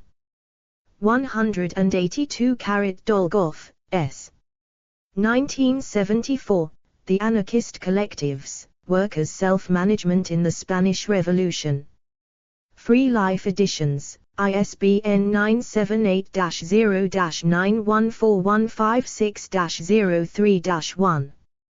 183 Dolgoff, 1974, p. 5. Explore our developer-friendly HTML to PDF API printed using PDF Crowd HTML to PDF. 184 Heilbronner, Robert, 2008. Socialism. The Concise Encyclopedia of Economics, 2nd ed. Library of Economics and Liberty. Retrieved 18 June, 2017. Further reading, edit. Albert, Michael, Harnell, Robin, The Political Economy of Participatory Economics, Princeton University Press, 1991. Available online. Amin, Samir, Spectres of Capitalism, A Critique of Current Intellectual Fashions, 1998, Monthly Review. Press. Carson, Kevin, Studies in Mutualist Political Economy, Book Surge Publishing, 2007. ISBN 978-1-4196. 5869-3. Cole, G.D.H. Socialist Economics, 1950, London, Victor Gollancz Limited. Cohen, Geo. If you're an egalitarian, how come you're so rich? Harvard Up. Horvat, Branko, The Political Economy of Socialism, 1982, M.E. Sharp, Incorporated. Kaiser, Michael C., Soviet Economics, 1970 London, World University Library /Weidenfeld and Nicholson. ISBN 0-303-17565-6. Kennedy, Liam, ed. Economic Theory of Cooperative Enterprises, Selected Readings, 1983, The Plunkett Foundation for Cooperative Studies. Lebowitz, Michael O., Beyond Capital, Marx's Political Economy of the Working Class, 1992, 2003. Palgrave. Noel Thompson Left in the Wilderness, The Political Economy of British Democratic Socialism since 1979. 2002, Acumen Publishing ISBN 1-902683-54-4. Sweezy, Paul M., The Theory of Capitalist Development, 1942, Monthly Review Press. Vebel, Thorstein, The Theory of the Leisure Class, An Economic Study of Institutions, 1899, New York. Macmillan Company. Von Mises, Ludwig, Socialism. Makoto Ito, Political Economy of Socialism. Various authors. The Accumulation of Freedom, Writings on Anarchist Economics. AK Press. 2012. ISBN 978-1-84935-094-5. Categories: Schools of Economic Thought. Socialism. Explore our developer-friendly HTML to PDF API printed using PDF Crowd HTML to PDF.